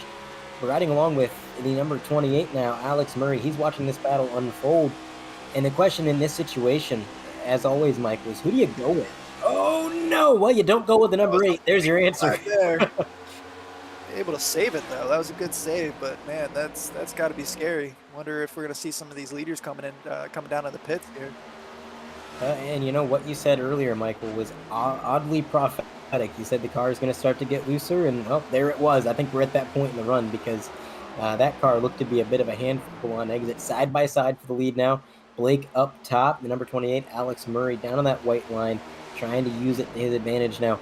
At most mile and a halfs, I'd say you'd want to be on the paint right where it is, because strangely enough, on iRacing, there is a little bit more grip where the paint is. But it seems like Kansas, if you clip that apron, it's going to do bad things to your car. So a little bit smart running half a lane up or so. There's some lap time comparisons, though. New tires versus old. His best lap is a 30.9, which is pretty impressive. Last lap, 32.7. almost 2 seconds slower. And these guys are just continuing to trade off the lead here. Blake back down to the bottom. I can't even decide which lane is better here. It seems, oh no, into the wall goes Alex Murray and still holds on to the lead. Apologies here. I'm experiencing a little bit of buffering here on the live here, but yeah, no, that's insane that they can keep it into the wall and then still be able to hold on. That front right end has just got to be banged up quite a bit there, so it's got to be hurting his aerodynamics. But I mean, as we see here, he's right back into the lead. It's mind-boggling to me. And he puts the bumper to Giglio. He's going to move him up the track, try to take the lead back. These guys just in a rotating door for the lead. But you're exactly right, Michael. That hit has to be injuring that car, because one of the things that iRacing newly added with the new season update that came out a couple days ago is accumulative damage. So if you hit the wall gently 10 times, well, as far as the simulator is concerned, that damage adds up, and it may as well be one very hard hit. Whereas it used to be, you could hit the wall gently 10, 20 times, and the car didn't know the difference. Now it adds up, and it builds over time and hinders your car. So too many hits like that for Murray, and pretty soon he's going to be off pace with nothing that he can do about it. Yeah, that's really interesting that they've done that, and really exciting. I can't wait to really dive into that a little bit. I have not been able to, I've done a little bit of week 13 racing, but I haven't been able to do any with the next gen car. So that's going to be really exciting as the damage model continues to evolve. As we know, this game has been out for a couple years, I guess you could say, but it's been out for a very long time, and they've just been able to continually upgrade. And that damage model is definitely going to be something to really mess with and learn from, because it's going to change a lot of things. And this doesn't really have anything to do with the race. I just find it to be a bit of interesting, nerdy, like, developer stuff. They had the full damage model that we have on the ARCA car ready for next gen. They were going to take that to every single NASCAR series where you could knock tires off and the hood would fly up, and it was the fully detailed damage model. And they actually had to tone it down. They had to remove it from all of the NASCAR series, because what they found was that the average player's PC was not able to handle rendering that much damage if multiple drivers wounded their cars. So they have to find this balance when they're modeling this damage where it's realistic, but it's not so detailed that our current hardware can't handle it. It really is a catch-22 for these guys. That's insane that they have to think about that they have it set up so well that they actually have to back it off just because most people's a lot of people's PCs can't handle it. Which, I mean, I'll be honest, my PC is pretty ancient, so I'm probably one of the problem people here. But that is just like the ability to have that problem. That's awesome. It really is. So Alex Murray is 0.7 of a second up. He was, well, now 0.8 of a second. He's flying right now. Ever since he hit the wall, it almost seems like whatever damage he might have got, it made that car turn better. I don't know what he did or what he bent on that car, but he bent it in the right direction, because I don't think we've seen a leader tonight get a second gap back to second place, and yet here he is right now, one of the most dominant cars we've seen. Yeah, he's just running away with it. I'm not sure what happened there, but like you said, when he skimmed that wall, it was like a whole new car. And now he's just gone. We already saw him, take that stage 1 win. So this has got to be scary for the rest of these competitors, seeing them just pull away from him like that. What a battle for second place. RJ Root, Blake Giglio, Matt Long. These guys, I don't know how they do it. We're on lap 125. These guys have not had a second to breathe, save for the cautions we've had. Just constantly within inches of one another. And they're so close, and they've done such a great job battling and doing it clean. It has been really fun to watch. Another thing that I want to point out as Adam Menefield ducks into pit road, looking at the track temp, we are now down to 98 degrees on my side of things. So the 90-degree track temps that were being predicted, well, here they are. It looks like Benefield slides into pit road. Hopefully to get a speeding penalty there, but it looks like, oh no, that wasn't Benefield. I apologize. That was the 81 of Ryan Samuelson. But it would appear that the green flag pit stop sequence has officially commenced. Yeah, lap 126. We're about 46 laps into this stint. We know most people stopped before the last competition caution, so yeah, there's going to be some old tires out there, and not. I mean, they can't stay forever, so they're going to have to decide when to come in.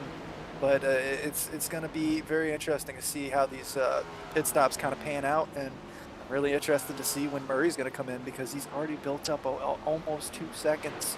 Just in the time that we were talking about it just moments ago, he was at a second. Now he's at 1.7 seconds, almost at 2.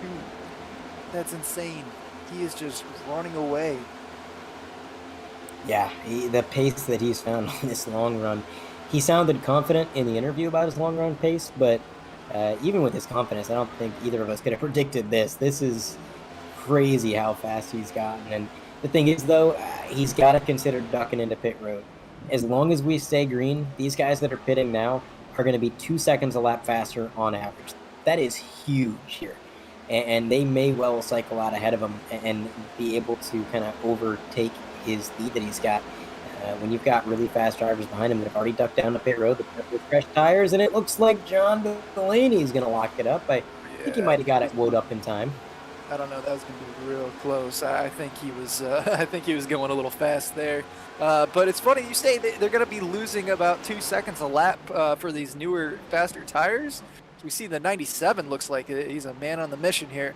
But it's funny that you say that, because that is still the gap between Murray and Giglio.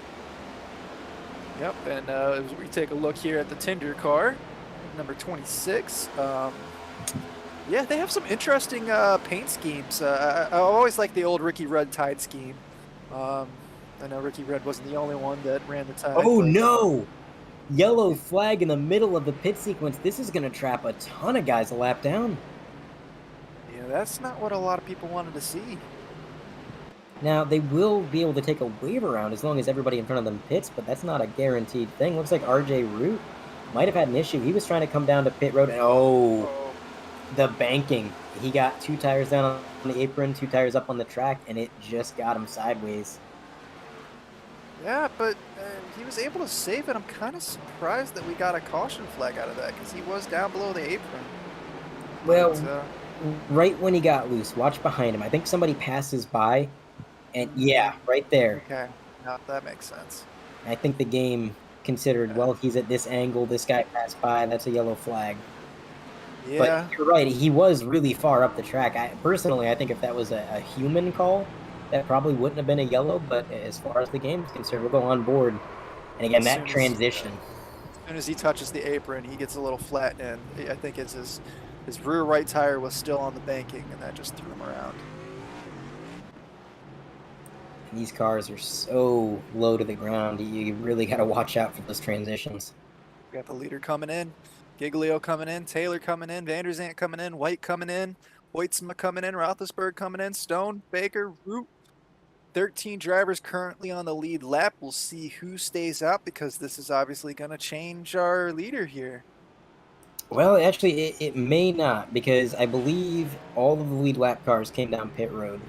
And thus, everybody behind him that stayed out is going to get the wave around. But as the wave around cars, they got to start behind these guys. So essentially, the race off pit road should be the race for the lead. I saw the number 12 just barely overshot his pit stall, so he's going to lose some time there as the car gets set back down on the right side, lifted up on the left, and Blake Giglio just barely edges out the 28. Yeah, it's probably not a caution that the 28 wanted to see. I think he was getting prepared to come in and go ahead and change into green flags. He had built up a nice lead, and now he's going to lose that. And also, he's not going to be able to play his start games. He's going to have to wait for Giglio to decide when to go.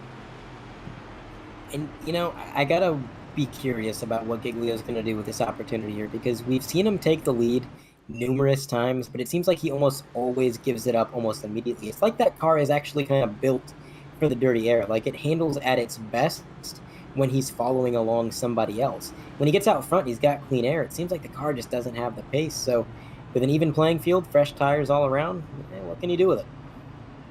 Yeah, but you got to feel for Murray, because that just changes the entire complexion of this race. he had really built that strong lead with that long run, and it's just completely out the window now. Yeah, he's definitely one of the drivers hoping for more long runs. He doesn't want to see these cautions breaking things up. He's going to have roughly 31, 32 laps to the end of the stage, I believe, when we go green. So, not the longest run in the world, but I think enough time for that car to come to life. And it'll be a battle for sure. It's Lucas Hoitzma, who was involved in one of our first cautions.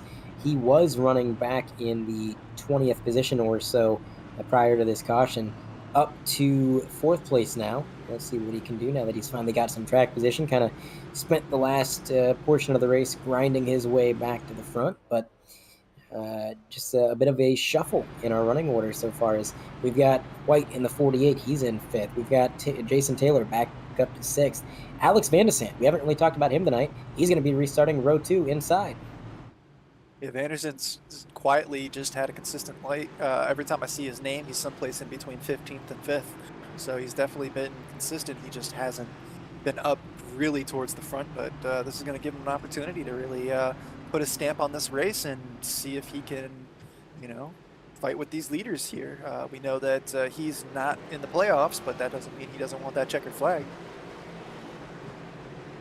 Yeah, again, just doing some trophy hunting. If you can't get the championship, well, you can still win a race and be pretty proud about it. It takes a lot to win a race in this league. I mean, there's not very many 100% race distance leagues on the iRacing service, let alone one with such a high level of competition. So getting a win definitely means a lot to these guys, and it's a great consolation, I would say, even if you can't be in the playoff show.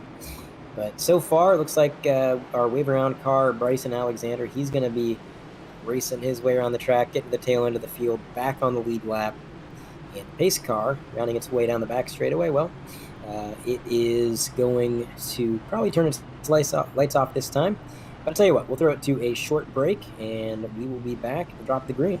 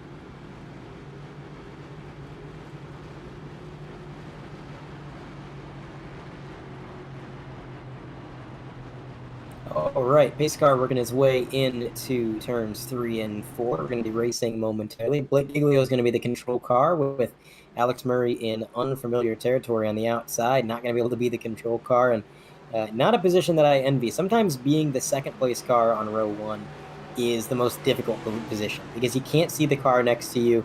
You don't really know when he's going, so you kind of got to rely on your spotter or rely on sound. It's very difficult to get a good start there as we roll into the restart zone, and Blake going about halfway through seems to work out pretty well as he's got himself a 2-car length gap. And Alex Murray with a very impressive start. He's actually got more momentum going into the corner than Blake. Side by side now, Van de Sant down to the quarter panel of the 28, trying to make something happen, but he's got a lift, and he's going to fall back to third. 3 cars under a blanket for the lead. Yeah, that's a great start there by Giglio and Murray, and Van der Sant is able to hold into third position. Like you said, we haven't really been talking about him too much tonight, but he's holding station here, following suit, and it looks like Giglio and Murray are going to go ahead and continue this battle that they had going for a while. And Murray's going to go dive down the inside and take that lead back, and we'll see if he can, you know, kind of pace himself. We saw him get away there for a while, but that was further into a longer stint. But we'll see if see if Giglio can hold on to the rear end of him this time. Only time will tell. As Blake lost the lead, his teammate in the 0-7, Lucas Hoitzma, got into the wall there a little bit. He was in a very uncomfortable 3-wide situation, so some time lost there for Lucas. As up ahead, it is still single file all the way back to, well, where's our first 2-wide battle? It's going to be Patrick Muchet and Brandon Pierce, although they are not on the same lap.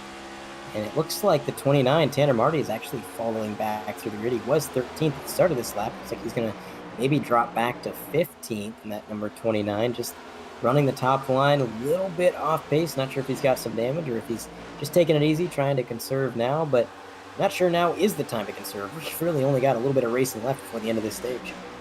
Yeah, it's definitely going to be time to really start pushing your way forward. I don't know if maybe he got left high and dry there, or if he's just kind of holding back. Maybe he does have some damage, like you said, but definitely not the time to be letting people pass you by. It's definitely okay. Let's go. Number 11, Anderson, got a good run right on the bumper of the 96, and I think he could have moved Van de Sant if he wanted to, but he played it respectfully. He got out of the throttle and lost a little bit of time doing so, but it seems like that car is really starting to pick up some pace here as he is trying to search the track, run different lines. He ran the middle that time, didn't quite work out as well as running the bottom the lap before. That's part of it, man. You just got to figure out where that car is fast and how you can maybe make the move. Van de Sant running the bottom, and he seems pretty content there, whereas behind him, Anderson running that top. He's going to lose a position to the number 48, Matt White. The great run, maybe actually trying to take a 2-for-1. Can he get to the outside of the 96? Maybe. Let's see what happens through 1 and 2. The 48 to the high side, a lot of momentum in that Vipril machine, but unfortunately that momentum stalls out as he actually drops back. Van de Sant is safe for one more lap. Yeah, I want to go ahead and touch on the fact that you were saying that White kind of got out of, he had a great run there, but he kind of got out of it. That's something that you see a lot of times in league racing that you don't tend to see in the open lobbies. A lot of time in the official lobbies, you just have random people that just want to get up and go. And sure, if you race the same time every week, you're going to run into the same, players here and there, the same drivers here and there. But it's really nice to be able to confidently trust the car behind you, especially when it comes to a car like the next gen where it is so hard to bump draft. It's really nice to be confident with the driver behind you, that that they're not going to, you can just trust what they're doing instead of official lobbies where it's just, what is this guy got to do? You're sweating bullets, not necessarily because you think he's faster than you, but because you can't really trust that he's going to stay out of your bumper. Yeah, it's a big game of give and take. I mean, these are long races, 267 laps. These races on average go onwards of 3 hours. So those races that are already pretty long can be a whole lot longer if you're making a lot of enemies, if you're worried about the drivers around you.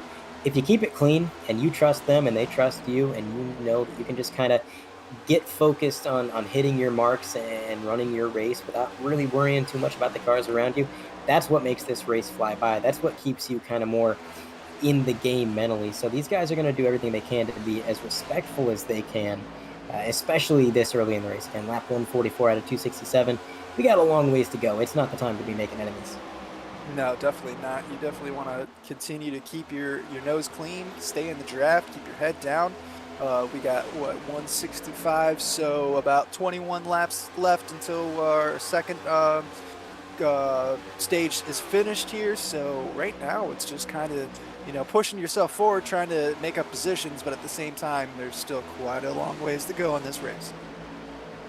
Alex Murray continuing to hold on to the lead. Blake Giglio second. Alexander Van de Sant in third.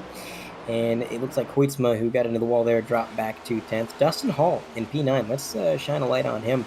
We've had the camera on him quite a bit tonight. We haven't talked a whole lot about him, but he's just slowly but surely been working his way up the grid. And I think his performance right now inside the top 10 is good news for Team Conti. It's good news for Adam Benefiel, because you know that being teammates, Benefield's probably running a very similar setup, and it seems like Benefiel kind of struggled early in the race. He's got some pace now, running right in front of Dustin Hall. But both these guys starting to figure out the car, and whenever you and your teammate are both having a good run, you know you've got something right, and it just really builds that confidence up. Dustin Hall making up 25 positions so far in this race. As you look down there, you can see his best lap and his last lap, pretty consistent. 31.1 for his best, 31.7 in his last lap, 31.9 in the one before that. Just kind of holding pace with his teammate there, sticking together. And I'm sure here, as we get closer to the end of the stage, they're probably going to try to work together to move themselves a little further up the road. Got to probably get around Roethlisberger in the 23. As we go to our 3-wide TV multicam, that is the battle for 5th on the battle for 4th, I should say, on the bottom of the screen, top of your screen. That is who is that? Is that Matt Long? 97. Matt Long was running up near the front before that last caution there, falling back into 12th place here. He keeps running that higher line, and I'm wondering if maybe the higher line is not the line to run at the moment. Seems that we were watching, who was it that we were watching earlier? The 29 kept falling back. He was running the higher line too. So I wonder if maybe the lower and the middle lines are the quicker lines right now, as we're still a little young into the stint. Yeah, when the tires are fresh, I think you're right. I think maybe the bottom is the place to go. And it's really only once the tires start to fade that they're going to migrate towards the top. And that's going to be, I would say, right at the very end of this stage. If we go green, you're going to see these guys move up to the second, maybe even third lane within the last few laps of the stage. But for the most part, as long as that car is still handling pretty well, as long as they're confident in the grip levels and they don't think that the front end is just going to wash out and take them up to the wall on exit, they kind of want to be on the bottom. It's a good defensive position. It's going to keep you in line, and I'd say it's the easier line to run. When you have a 267-lap race, you don't want to be running the difficult line every single lap. That's the quickest way to fatigue yourself, and the high line is hard. It's hard to run, and you do that consistently, and you're a robot. That's all I got to say, because one little mistake, and you're going to have a huge, huge issue, whereas the bottom, a little bit more room for error down there. See here, the 11 car is a lap down, as Carlos, our producer, is telling us. So go ahead and right on board. Here's the Robert Anderson, the hood. Not having a great night. Was involved in one of the incidents earlier. Down 25 positions and 27th place. So started up near the front and has unfortunately not gone their way. You see here, there's another car that seems to fall off a little bit right here in front of them. Is that 20 car? So yeah, Medeiros, who was involved in that same incident earlier, 31 laps down in 31st position. So I think Medeiros is just trying to collect points where he can, if he can, just staying out there. Gotta definitely can't give up. So definitely, if you're in the playoffs. Yeah, if you're in the playoffs, every point matters, and you can't really park the car at the slightest inconvenience. You got to stay out on track, because you know that at some point or another, somebody within your competition is going to have an issue. Somebody's going to DNF, they're going to wreck, they're going to get involved in something, and if you're still on the track, well, it doesn't matter how many laps down you are. You're going to finish ahead of them, you're going to get those points, and you never know. When it comes down to the cut line, when it comes down to the elimination race, that 1 point could be the entire difference. Is Medeiros still running 31 laps down. And I want to also point out Roethlisberger in the 23. He is P8 right now. I believe this is his debut race for the 100% Cup Series. I could be wrong as far as races that Daytona race. Was he? Okay, so maybe his second race. I was going to say, as far as I've commented, I don't remember him, but if he was at Daytona, that makes sense. He's doing really good tonight. One of those drivers who maybe doesn't have him on raw pace, but very consistent. He's kept his nose clean. He's done a good job just hitting his marks, running his line, and so far it's kept him inside the top 10. Is Delaney just barely going to try to get to his outside here, but even still, if Delaney gets around him, that's still top 10. Yeah, and a lot of times just keeping your nose clean, staying consistent, that'll help you move towards the front of the field, and by the end, you could find yourself in the top 10, if not the top 5. It's a long race, it's a long season, it's all about consistency, not necessarily who has the fastest pace per lap every single lap, but who's going to be the most consistent throughout the season, who's going to be the most consistent throughout the race. Adam Benefiel, last time we checked in on him, he was P9. Now he is up to P7, racing with Jonathan Delaney, who is seeming to figure the car out a little bit more as he has kind of worked his way back up the grid. But Stone is 2 seconds ahead of him, so Cam pretty secure in his 6th place position for now, but again, it just seems like Benefiel and Delaney are just getting faster throughout the course of this race, figuring the car out. And from the back bumper of Benefiel, we're going to get a good shot of maybe a little bit of a love tap there, a friendly shove into the corner saying, hey, buddy, time to pick up the pace. Yeah, Delaney definitely giving him a bit of a love tap there. You got to be careful with these cars. As you were saying in the, earlier, the next gen, they're very rounded in the front. So bump drafting is dangerous, to say the least. Yeah, especially at a mile and a half. You know, you don't really have too much room for error with throttle control that this track demands of you as the side-by-side battle continues. Benefield down low, Jonathan Delaney up top, Lucas Hoitzma in the middle there, just kind of watching these guys battle, put himself in the catbird seat. And um, Lucas has had a rough race, you know, getting into the wall, getting into that first caution of the race. Been involved in a few incidents, but despite that, he's still up in 9th, which tells me, I mean, look at how many other drivers have been involved in an incident, and they're not even back inside the top 15. Here's a guy who's been involved in 2 incidents, and he's up inside the top 10, which is pretty impressive. Tells you he's got a fast car. But our producer's pointing out Matt White, who just moved into 4th place, I believe. Or no, Matt White was the first caution. That's why he pointed him out. And now he's all the way up to 4th. So that's one of the nice things about these long races, Michael, is, you know, sometimes you make mistakes, sometimes things happen, but you got so much time on track that you can really compensate for it. As we do have a move for the lead.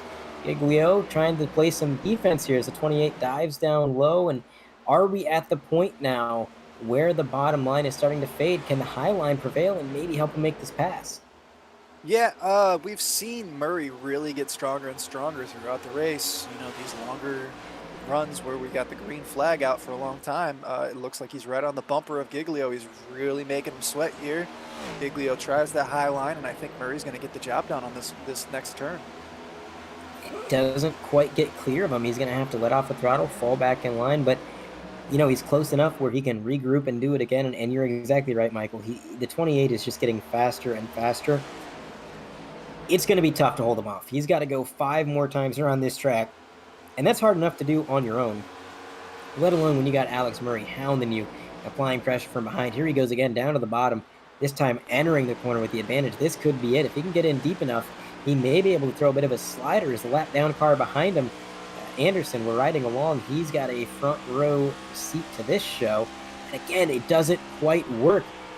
Giglio playing some really good defense here, but how long can it last? And the question is, if you're Murray, do you really want to push it too much? You have the first stage win. You're going to guarantee yourself a second place in the second stage if you just keep your nose clean. Are those points really that important this early in the playoffs? I mean, I would say they are, but do you want to risk everything? As we see, he's getting a little loose there. Haven't seen him get that loose in a while. Yeah, that was a big wiggle out of there. He had to chase that car all the way up the track. Might have actually got into the wall a little bit as he chased it up. And now he's got Anderson trying to get back on the lead lap. Now, this is important for Anderson because he's 2 laps down. He wants to get back to being 1 lap down so that when he takes the wave around or the lucky dog, potentially, he's back in the show. He's back on the lead lap. He's not going to roll over and race these guys like some sort of pushover just because he's a lap down. This could be the difference for his entire race if he can get ahead of the 16 car before lap 165, and that's going to slow up second place Murray as he just slides up in front of him, checks him up a little bit. Now Anderson has his sights set on the leader. Yeah, Giglio is definitely liking looking in the mirror and seeing that 11 car fighting with the 28, but now that he's got him right on his bumper, he's not going to like that as much. As we see the 11 car, Anderson is really trying to get that lap back. As you said, it's really important for him to get this back before the end of the next lap here. And it looks like he might have the move done here. He's going to get alongside. He wasn't able to complete it. I think he's going to be able to get it through 3 and 4. But in doing so, he's slowing up Blake a little bit, which I'm sure is making Blake a little nervous because he's got that 28 diving it down low, doing everything he can to try to make this move. And as they come out of turns 3 and 4, they're going to take the white flag for the stage. Once 10 cars on the lead lap have completed this lap, the stage caution will fly. So it's one more good time around for Blake to try to hold on and win this stage. But look at this. a great run through 1 and 2 is going to put the 28 right on the bumper. He's in striking position. He is close enough to make a move, especially with Anderson in front of our leader. Leader goes to the bottom for the first time in a while. That may be a mistake. Coming out of turn 4, who's going to get it? It is going to be Blake that wins stage 2 with a valiant effort from Alex Murray there in second place.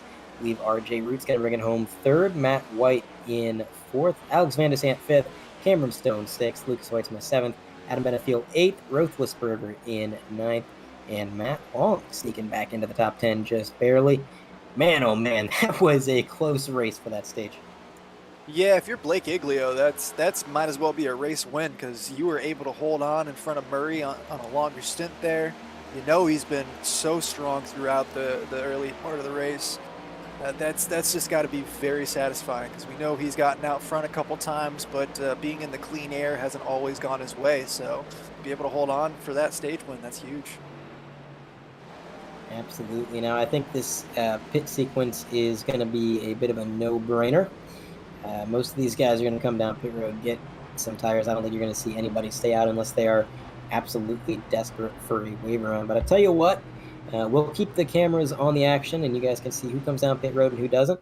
We're going to throw it to a short break on the commentator side, and we'll come back once these guys pull out of pit road for a quick word with our stage winner, Blake Iglio.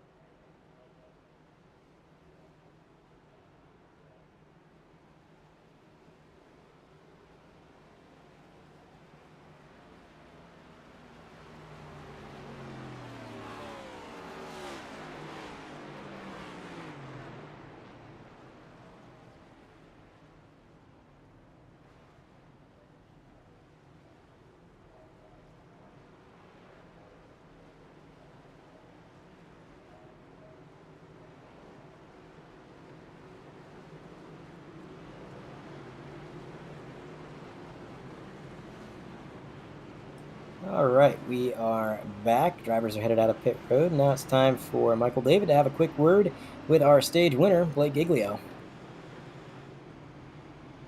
Blake Iglio, how we doing, bud?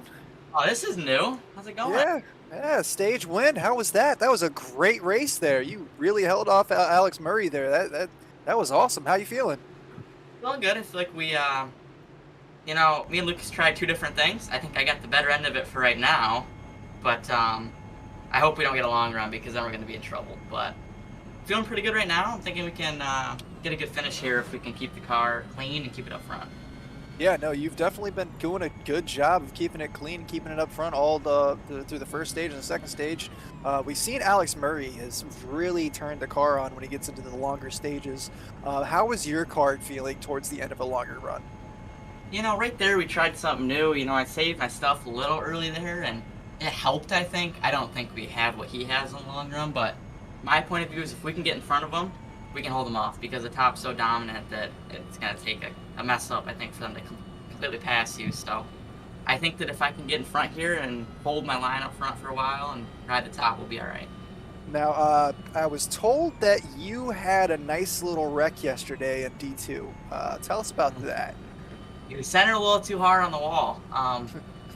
I made it looser than what tonight is, and that was a good learning experience, and we haven't spun out yet, knock on wood.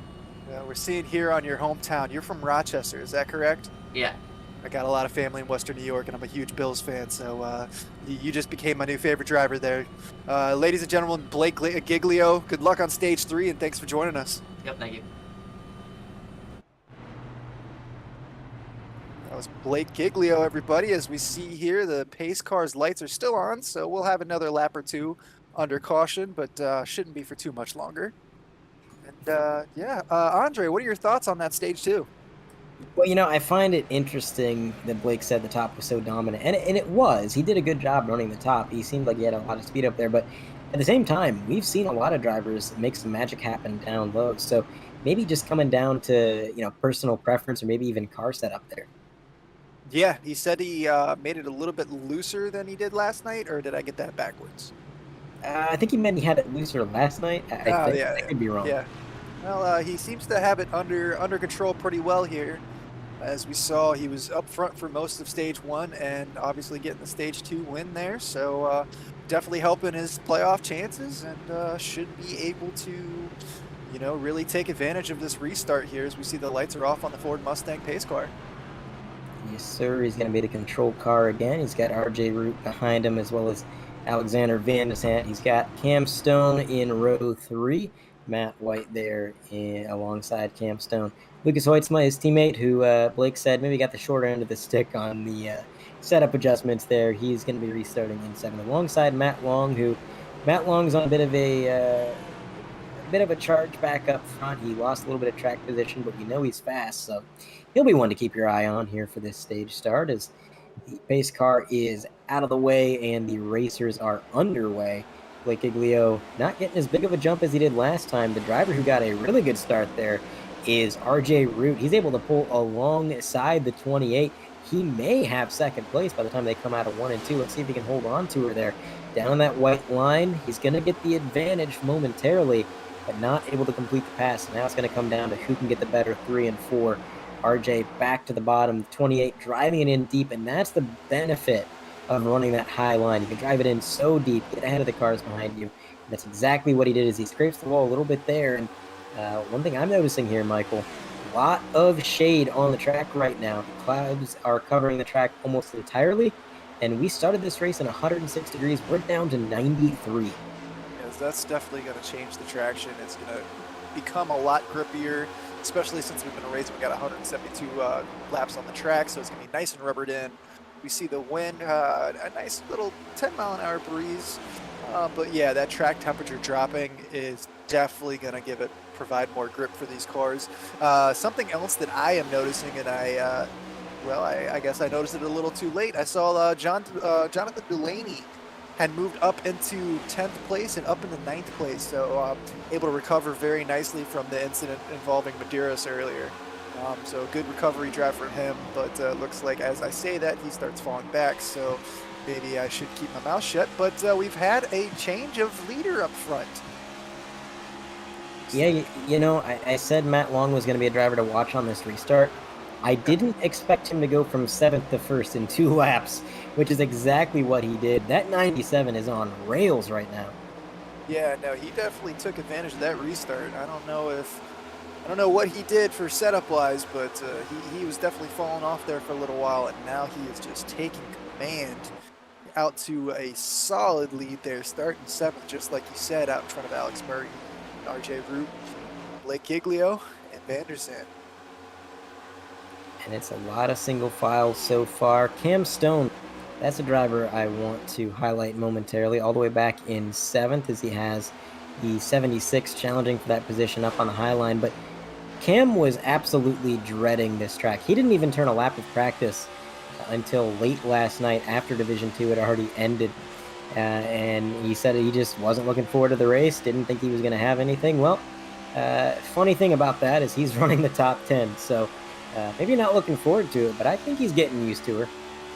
Yeah, definitely taking the option here to kind of find his racing line throughout the race here, as I should say, as I stumble over my words. Up 17 positions, running a very solid race. His best lap so far has been a 31.037. His last lap was a 31.7, so only about 7/10 off from his best lap. So he's definitely running nice and consistent here in the top 10. And it's been a solid race for him, especially if he didn't really get too much practice. Another driver to point out, Kevin Steele went from 11th to 7th last time by, so he passed 4 cars in a single lap.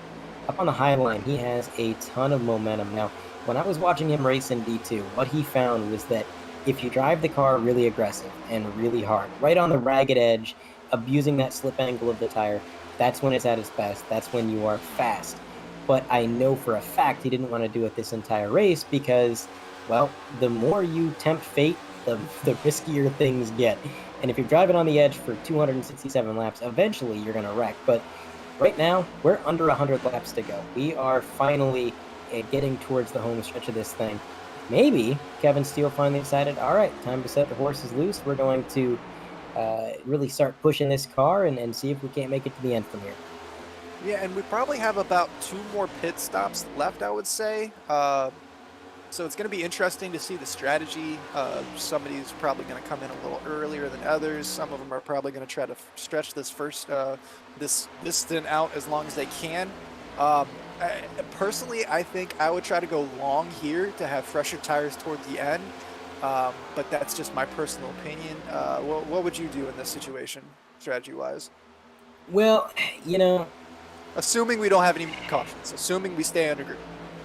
if we're staying under green, I think you're exactly right. I think 2 more pit stops would probably be the play, and trying to split it up as evenly as possible from here until the end would be the way to go. But if I was being a risk taker, if I was somebody who I know I don't necessarily have the car to win, but maybe I can pull something out on strategy, I gotta wonder if this isn't a track where a 3-stop strategy as opposed to 2 may be able to be a benefit, because 2+ seconds a lap slower on old tires is huge. And with the way that this race has gone, we've not used tires at any sort of accelerated rate. I think everybody's kind of on schedule when it comes to how many sets of tires they've used. A lot of these guys can afford to maybe make 1 extra stop. And knowing how important those tires are, maybe we're going to see a few risk takers take that 3-stop strategy. And, you talked about the casino here at Kansas Speedway. Well, maybe a little bit of gambling. Yeah, no, that's interesting. I didn't really think about that because I personally was thinking more about the cautions. So I was assuming that people have been running through tires. But like you said, that's not necessarily the case. So, yeah, there are going to be a couple people that have the opportunity, that have the ability to go ahead and do a 3-stopper. And assuming that they are that much faster on fresh tires, it might definitely be worth, rolling the dice. I'm not the type of person that likes to go in all in blind, but it's definitely an option out there. That it is, and I want to real quick highlight the number 11, as he is one driver who is hoping for a caution. A lot of these guys are probably hoping it stays green to the end, but Anderson is finally in lucky dog position. He had to pass the leader right before the end of the stage to even put himself in contention for lucky dog, and now that he's done that, there is no competition. The next car behind him is 2 laps down. The next car ahead of him is on the lead lap. As long as he keeps that car clean and he gets a caution, that's pretty much a guaranteed lead lap run for him here if he can just get that lucky yellow flag. It looks like the 76 might have got into the wall there. You got anything on that, Carlos? Okay, no, maybe just running the high line there. It almost looked like he got the wall, but yeah, no, that number 11, Michael, he's hoping for a yellow. Yeah, that's been one heck of a recovery drive from him. Obviously, he started in 2nd place, so being a couple laps down there was not where he wanted to find himself. But we have a change for the lead here as Alex Murray goes up on the inside of Long to take the lead. As we saw, Long had been kind of running away from it, but we know Murray is strong on these longer runs. But just to finish up here on the 11 car, started 2nd, got involved in an incident, went a couple laps down, and fought his way back up into lucky dog contention here. So, yeah, definitely a great recovery drive, and a possibility to get back on the lead lap if you see another caution. Yeah, definitely. And again, we'll have to see exactly how it shakes out. It's kind of hard to predict how many yellows we're going to get, because it seems like we've had a little bit of everything tonight. We've had some very long green flag stints, and then we've had sort of a rash of cautions, a time or two where things got a little bit crazy. Cautions bred cautions, and it seemed like the short stints were what we were supposed to expect. But Alex Murray, with that long run speed, was able to take the lead away from the 97. And I gotta wonder if Matt Long didn't burn up his tires with how fast he was in that short run. I mean, again, he passed from 7th to 1st in a single lap. And to do that, you've got to be pushing that car. And at this track especially, and with really any track on the iRacing tire model, it is very sensitive. If you push the car just a little bit too hard for a little bit too long, you're going to be feeling that for the rest of the run. And I know Matt Long was absolutely wheeling that thing for a little while. As we go to our 3Y TV multicam, that's a cluster of cars. Got Cam Stone just ahead of the number 11 and his teammate there, Brandon Pierce. We have just so much too wide action here. Looks like Dustin Hall involved among them, Kevin Steele as well. Kind of funny, the dichotomy we're seeing here, Michael. Out front, it's all single file. A little bit further back, pure chaos as we go 3 wide. Yeah, it is funny. And tell me if you've heard this before. The front 4 cars have pulled away from the rest of the pack. So they are out there working together, kind of trapping each other, sticking together. Alex Murray looks like he's getting away a little bit, but I think you're right. Matt Long looks like he's really starting to fall off, so he must have really burnt out those tires. Hopefully not too much here, but he's definitely fallen back from first, trying to stay in the top 3 here, and it looks like he's going to lose out to Blake Iglio into 4th place here. You see coming down the front stretch there. There were 3 wide there down under the apron. 2 wide coming into 1 and 2, and there's just all sorts of chaos going on back here further down the pack. Yeah, if you're Matt Long at this point, I think your priority's got to be nursing those tires, keeping the temps as low as possible, keeping them cool, and just trying to stretch this out so you can come down pit road. If he is taking a 2-stop strategy, he's not too far off of that. I would assume that they're going to be coming down somewhere around lap 200 if they were taking the 2-stop. Honestly, the way these guys are racing, I almost wonder if you couldn't save enough to maybe even make it on 1 stop. I don't think that's possible, unless we get some really lucky cautions. But the way that these stages have been spread out have definitely made this race a bit of a wild card. I know sometimes with some of these races, the stages are laid out where you don't even really get any green flag stops. The stage 1 is short enough to make to the end, stage 2 is short enough to make to the end, and then stage 3 you've got 1 obligatory green flag stop. But this race, man, it's been really more in the drivers and the crew chief's hands when it comes to figuring out exactly what they want to do. Yeah, the strategy here is going to be key. I know you said there was an opportunity to do a 3-stop, but the thought of doing a 1-stop from here, you're hoping for a couple cautions so you can save your tires under cautions, but you're throwing away the fact that your tires are just going to be so degraded that you're going to lose so much pace. I think it's possible. I just think it's highly improbable. Yeah, I mean, I agree. I don't think it's super likely, but with some well-placed cautions, you never know. Still going side by side here. Benefiel trying to make his move on, I believe that's the number 76, or is that the number 1? Oh, no, that is, yes, that's the number 76, Heitman. That Benefiel just worked his way around, and there's the number 11, and man, oh man, you know that's got to be frustrating for the number 11, because here he is passing cars that are on the lead lap, almost like they're standing still, showing that he has really great pace, but right now it doesn't mean anything. None of this is for position. It's basically just clicking off laps and hoping for that lucky dog. Yeah, you got to feel for him. He's definitely putting in a solid recovery drive, like we said, but right now he's not racing for position. He's just holding on and trying to get that lucky dog if he gets the opportunity, and you just got to feel for him because he really is passing everybody left and right like they're standing still. So he's definitely got the pace. He's just unable to get back up to the front. And, if I was a betting man, I would say he is going to get that caution he needs. But I've seen stranger things. It could go green. At 194 out of 267, things getting a little bit crazy towards the back of the field and pretty calm up front. Matt Long, I think, has done a good job minimizing the damage to his tires. I said he's got to focus on keeping those temps down, focus on nursing them. And I think that's exactly what he's doing. He's not really lost a whole lot of time to these leaders. He's not dropping back as rapidly as he was. So doing a great job, doing what he needs to do till he gets to that pit stop. But top of your 3-wide TV multicam, that's where the action is. That is where things are getting fun here. Might have had a driver into the wall there. Cam Stone down 3 lanes there. He saw the scuffle up top, move down low.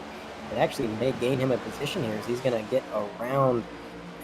Let's see, who's he trying to pass here? Is that O'Brien Jr.? I think it was. And he does. He makes the overtake just barely into P12. Sean O'Brien Jr. just slipping back there. Of course, Sean O'Brien Jr., he's driving for his team, Black Flag Motorsports, alongside Jason Taylor, who we know has some speed. So I And taking a look at the replay on the top of your screen, just a bit of a maybe premature evasive maneuver there, Michael. I don't think anybody even got the wall, and Cam was. Oh, okay, no, they got into the wall. Cam saw that happen, and he dipped out of there. Yeah, I do want to throw it to the YouTube chat. If anybody is, watching along, go ahead and hit that subscribe button. Definitely hit the like button and turn on the bells so you can get the notifications for when 3Y TV goes live. But out in the chat, we got some love for Adam Benefield, including Adam Benefield himself. He's calling us out, saying that we're sleeping on the 83's long run speed. So he's moving his way up into 8th place. He's definitely got some speed going down the stretch here. Definitely moving his way up. So shout out to Adam Benefield and everybody in the chat. And we got Birdmaster Flex saying, let's go long. He's pulling away. I think that one might have been a little old, so I apologize. We missed that. But yeah, I just want to go ahead and say thank you to everybody in the chat and thank you to everybody watching out there. And yeah, it's been a pretty solid race, and it looks like we're going to have some green stop pits here momentarily. Yeah, going back to the chat there, Bryson kind of agreed with me. Maybe a 1-stop for the guys saving tires, possibly. Said he didn't really see a 3-stop strategy, and I agree. Like I said, when I threw that out there, I knew it wasn't really super likely, but man, races like this, I've seen some crazy things play out as just still racing 2 and even 3 wide at times here in the field. And the thing that amazes me here is that they've been at this for a long time. These guys have just been duking it out without rest for the last 20, 30 laps. And, sometimes you see these guys where finally they just say, okay, I've had enough. I'm getting tired. Let's just go single file. Let's sort it out. Let's just click off laps. That's not happening here. They're saying, all right, you want to battle for 40 laps? Let's battle for 40 laps. Yeah, in the top 15, we only have 4 cars that aren't in the playoffs. So that tells you those guys are fighting for position. They are ready to go. They do not want to give up. They don't want to roll over. You see Hoytsma in 7th place, Benefield in 8th place, 9th place Hall, Delaney in 10th, Stone in 11th, getting passed by Steele, who moves up into 11th. We watch here. 57's coming along the inside of Steele as they battle it out. We ride along board with O'Brien. It looks like the 21, Whoa. The 24. Oh yeah, he got a big loose there. Yeah, that was a scary moment. I think there may have been some contact between Cam Stone and Kevin Steele, and luckily they were both able to keep it in the right direction. But man, oh man, Sean O'Brien Jr. running the 24 way to the top of the track, and sometimes that's what you got to do. If you can't make these passes, if you're just kind of locked in a battle where you can't really make any progress and you're just kind of in a stalemate, sometimes you just got to try to pinch them down to the bottom or run them up to the top. But it didn't quite work for Sean O'Brien, not yet at least, as he's still trying to get this position from the 24. He's got some draft help now. A lot of cars down on the bottom that just pushed him through the trial, including Brandon Pierce. So I think he may get the advantage through 1 and 2. Let's see if he can get clear. And oh boy, he was clear, just barely. Yeah, no, that was a great way to get the move done, but definitely had to be sweating looking in his mirror there. Yeah, I'm not sure he was looking at his mirror. He might have just closed his eyes and hoped for the best. Yeah, just go ahead and send it, just like Daniel Ricciardo. Lick the stamp and send it. Follow along here. Bouncing around a little bit, and we're following along. Here's Benefield. And we're going to go back into the 3Y TV multicam. Got the race for the lead down in the bottom left, and we see a couple mid-pack battles in the top here. Got the 57 of Stone being chased down by Sean O'Brien Jr. O'Brien, who we just saw there making the move on Steele. And Pierce has moved up past Steele as well, but O'Brien is hanging on to the back end here of Stone. Really trying to move himself up into position. Only a couple spots away from the top 10, so this is a big play for the playoff positions here. That it is, but he does have a lot of pressure from this number 65 behind him. He's right on the bumper trying to make something happen if he can, and I really got to wonder when these guys are going to start peeling down pit road. You'd think it's going to be sometime soon, unless they really are trying to stretch this and make it a one-stop strategy with the tires being saved. But I'll tell you what, man, if they really do go to one stop, and that's how they do this. When they finish this race, they're going to be limping it across the line on like 25% right fronts. It's going to be really difficult for these guys to handle the cars. And there goes Sean O'Brien Jr.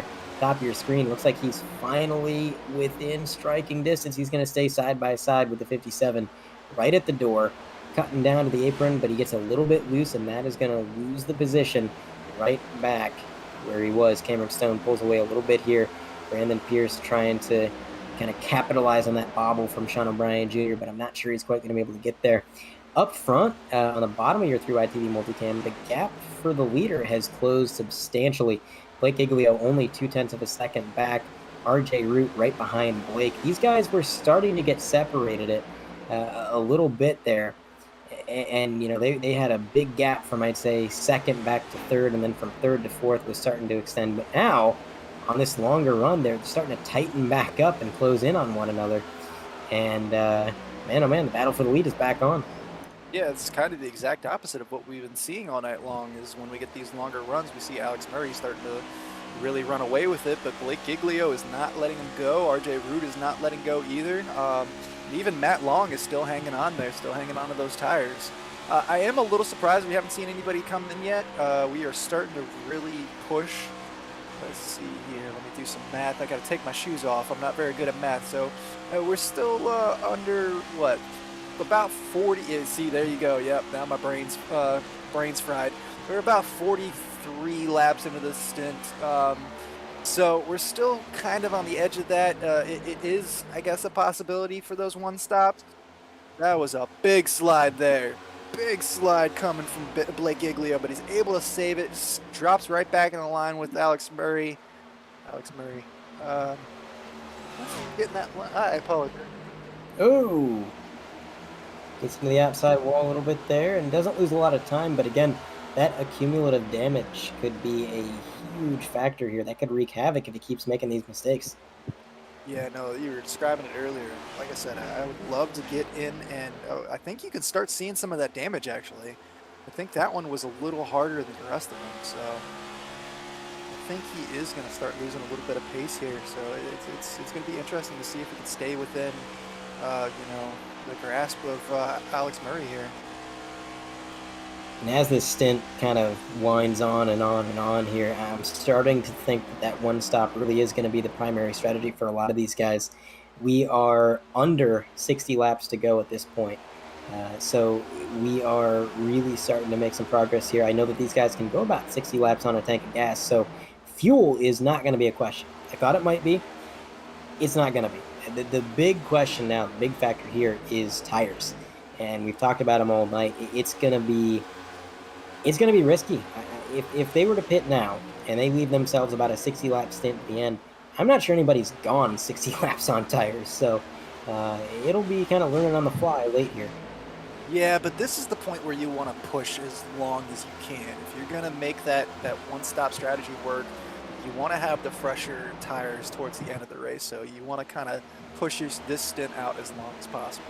So maybe it is a little early for some of these leaders to come in, but I mean, you're really getting into that window there. These guys got to be holding on to these tires for their dear lives right now. Yeah, and again, just babying them. And really, this is one of those tracks where the only thing you can do to save your tires is just back up the entry.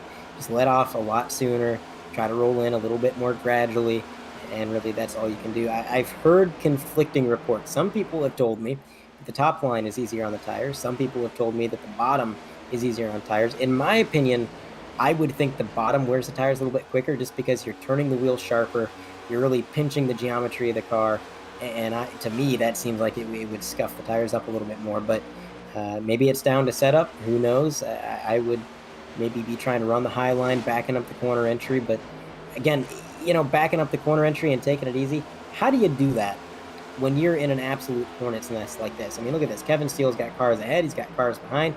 If he takes it easy, he's going to be slipping through the order real quick. Yeah, and I think I got to agree with you. It makes more sense for the higher line to be a little less aggressive on the tires and a little easier to back off a little bit and still hold the speed through the turn. So I think on the longer stints, that higher line is definitely the right choice. But as you say here, he's under a strong attack here. Um, it's definitely not easy to choose whether you want to back off and save tires or whether you want to be aggressive and push, because you kind of stuck between a rock and a hard place at this point.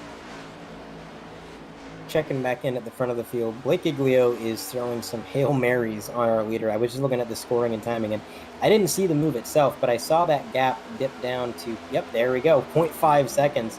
He's gotten alongside our leader numerous times, and he's really driving it in deep, just wheeling that thing, but unable to complete the pass. And I think we expected this going in. Having watched Division 2 and raced this track a little bit for myself, I knew passing was going to be difficult. Especially when you've only got 4 cars here. If you don't have very many cars trying to help you out with the slipstream or to really get you that advantage, you're going to be struggling. And it seems like Blake can get alongside. He can match the pace of our leader. It seems to be about all he can do. And as I say that, well, he proves me wrong. Takes the lead right there in 1 and 2 as the number 8 gets the 28 a little bit unsettled. And it was that bobble right there that hands the lead off to Blake Iglio. Yeah, we saw the 28 getting real loose coming out of turn 2 there, but we also saw a great exit out of turn 2 from Blake Iglio. So it was kind of a mixture of the two, kind of a perfect storm for Blake Iglio, and we saw him take advantage. Yeah, I saw a couple cars dive down pit road when these guys were driving by. I think for a few of these drivers, the pit sequence is finally starting, but we've seen it a few times tonight where it seems like the drivers a little bit further back are the ones that tend to pit a little bit earlier, and the leaders historically tonight have always stretched the runs a little bit further. There's the number 9 coming down pit road, the number 26, Damaris Hickenbottom. I'm not sure if he's just now pitting or if he's been in pit road. Yeah, I'm getting reports he is not in the car. He's eating ice cream down by the media center, so unfortunate for Damaris. But for a lot of these guys coming down pit road, and leaders just have to kind of pick and choose when they're going to make their move. Looks like Alex Murray got real close, if not touched the wall there. Got loose coming up 2. I really think these leaders are going to be coming in real soon. They're starting to get very loose. That tire degradation is really starting to kick in, and you're starting to come into that window where you really can make that one-stop strategy work. Gotta wonder, though, if maybe that caution that happened in the middle of the pit sequence earlier tonight is still fresh in these guys' minds. And it's kind of making them hesitant. Ooh, Dustin Hall goes past the stall a little bit. But it's making these guys hesitant to come down pit road too early. Oh, and as I say that, there we go. 8th caution of the night, right in the middle of the pit sequence. You know who's loving this? 11 car, Robert Anderson. As long as he wasn't involved, I didn't see the accident. We'll get a replay here momentarily, but as long as Robert Anderson was not involved, he's going to get that wave around. See the replay, the 33 car, Robert Tracy coming into the pits, hit the apron, got loose, able to keep it out of the wall, keep it out of everybody else, fall down into the pits, but that's going to bring out your, what is that, the 8th caution of the night? Yes, sir. Caution number 8, and the second caution we've seen directly caused by this transition from the banking. That's a word I've just invented. It's getting late, ladies and gentlemen. I apologize. The banking down to the apron. We've seen that wreak havoc on a few drivers, and I'm not really sure why that one was a caution either. It seems like the game may be a little bit caution happy, as nobody was quite near him when he spun, and then he got down to the apron. But I don't know. Maybe I'm wrong. As everybody makes their way down pit road, and the drivers eligible for a wave around are going to stay out. The lucky dog also stays out. You can see Anderson going by right there. We're going to keep a camera on the race off pit road. We'll see who's going to be the control car for our 8th restart of the night late into this race. But we're going to throw it to a short break, commentator side, and we will join you before the drop of the green.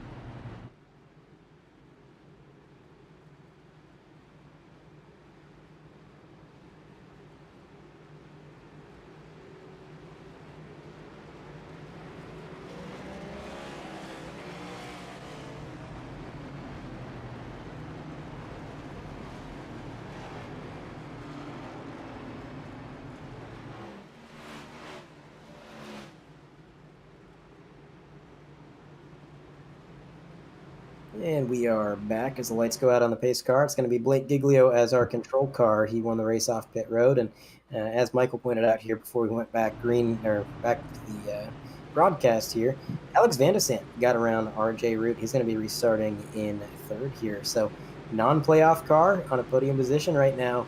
Not too many laps left. How hard do you think he's going to send it? Yeah, I mean, we're going to go ahead and go on board for the restart here, as Carlos is telling us in our ears. But yeah, no, I think you really got to push it here. Quietly, you know, RJ Root has been up towards the front, but we haven't talked too much about him because he hasn't been one of the 3 cars that have really led. But I really think we're going to be seeing quite a bit of the 8 car here in the last 40 or so laps. That could be as the pace car pulls out, and now number 16 car is going to be leading the way. He'll be getting on that loud pedal and dictating when the fuel can go. There we go. RJ Root with another really good restart, almost identical to the last restart we had there. Root down to the bottom. Let's see if we can make something hold here. No, the 28 getting a good run on the outside, and so is Van de Sant. That top line on these restarts seems to be pretty solid. Jonathan Delaney back up to 5th after his troubles. He's up here in this lead pack, actually running 6th now. I apologize. As Matt Long, with his short run speed that we saw before, he's already back at it, making a pass on the 96, passing him like he's standing still, puts him up into P4. Yeah, that 96 Alex Van der Sant looked like he got hung out a little bit the drive there. Following that high line, I know off the jump it was a good run, but kind of got hung out there, so was able to hold on to 5th, but now he's definitely got pressure from Delaney and Benefield right behind him. Now Matt Long really driving it deep into 3 and 4 here. He's going to close the gap to 2nd place even more as they work their way down the travel single file. And again, Matt Long it seems like he's just doing the same thing he did before. A lot of short run speed, but he's just abusing that car, abusing those tires. Not sure the strategy is going to hold up towards the end of the race. We'll have to see as he gets a huge run through 1 and 2. That's going to get him cleared into 2nd. Now only one more car for him to try and overtake. It's Blake Giglio for the lead, driving it in deep. That is 3 car lengths. He closes in on corner entry, Michael. He is sending this thing so hard. I don't know how he's even making it stick. Yeah, it's insane how quick he's making these moves. Just moving up the path like he's got an invisible draft in front of him. It's insane, but like you said, he's just tearing up those tires. So quick on the short runs, but we'll see how this lasts. But we are getting close to about 40 laps right now. But I mean, maybe he's hoping for another caution. He can throw some fresh tires on at the end. Not really sure, but he definitely is not caring about the tires he's running right now.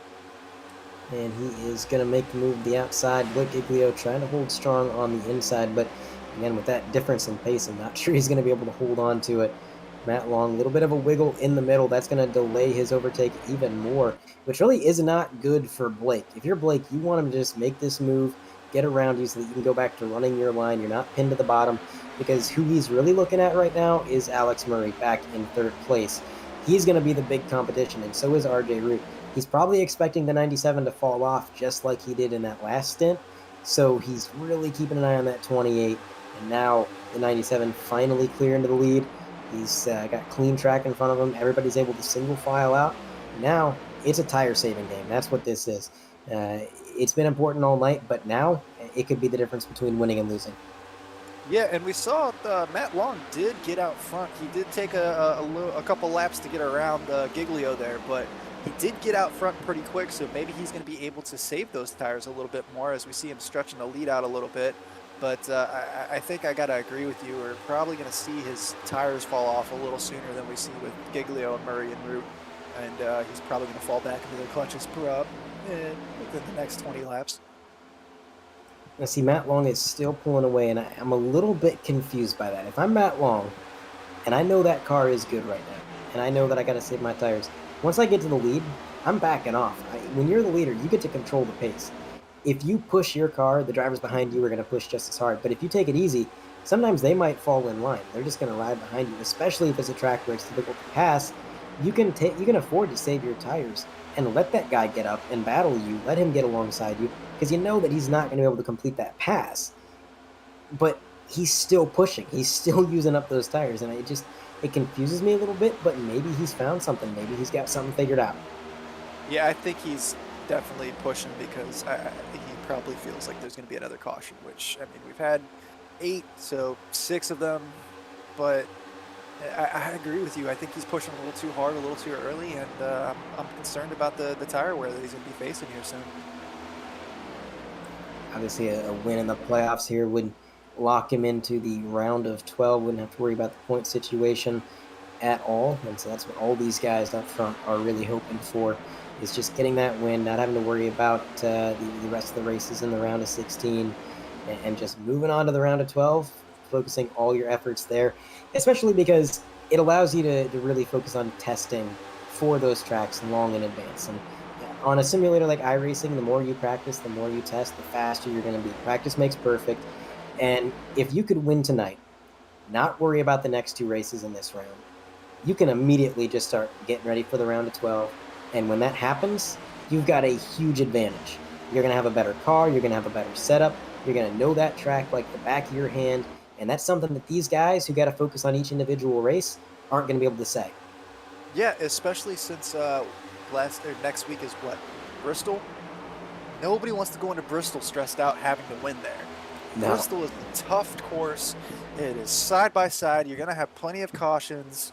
You don't want to stress about it. So that win today is way, way, way more important than any of the next 2 races because, like you said, it just takes all that stress off. You can really just kind of coast through the next 2 weeks and, you know, really focus on the further up the road in that round of 12. Still single file out front, and again, these leaders are starting to break away, but unlike the 4-car breakaway that we were seeing earlier, it seems like we now have a 6-car breakaway. Lucas Hoitzma is the tail end of this, and he's just kind of latched on to this group, trying to follow their line, hit their marks, and use their slipstream to kind of stay with them. But behind Lucas Hoitzma, you've got a 2-second gap all the way back to Delaney there in 7th, and Delaney himself kind of trying to work with Benefiel here, maybe to catch up to these guys, very close in pace to Benefiel, as well as Kevin Steele, who's in that second group as well. But a move for the lead potentially.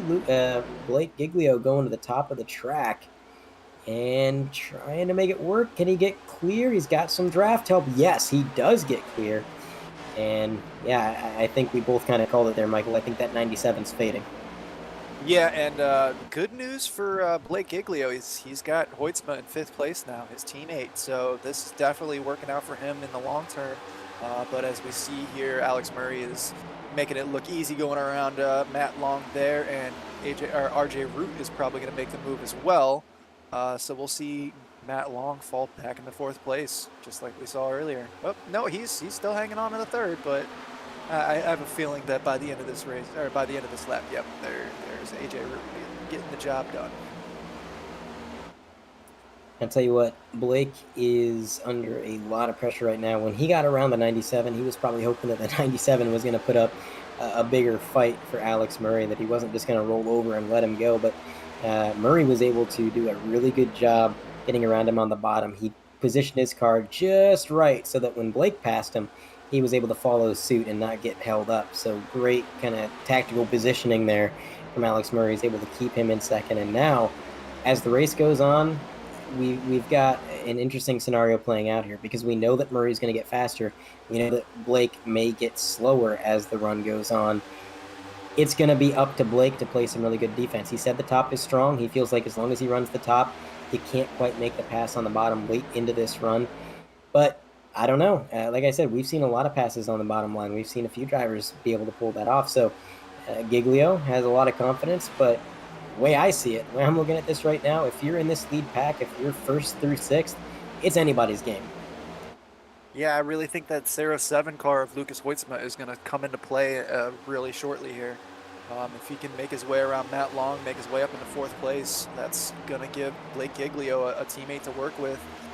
There might not be any team orders as far as the win goes, but you definitely want to have both of them, you know, fighting for 1st and 2nd if you can. So that's going to give them a bit of an advantage over RJ Root and Alex Murray. Yeah, he's probably hoping that Lucas can get up there and maybe start battling with Root and Murray and just start slowing them down a little bit and trying to play a little bit of havoc on their races. But right now, it seems like Lucas is pretty comfortable where he is. I think he's pretty much where he's at in terms of pace. I'm not sure he's got a whole lot more, but he is moving to the high line. You see him right there. He just went to the top of the track through 1 and 2, trying to make something happen to get up to his teammate.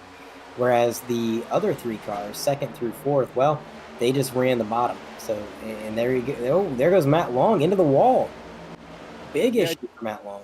I do want to say he's lost a little bit of pace on this lap, but he did cut about 2/10 out of the lead. So Hoytsma has been gaining a little bit.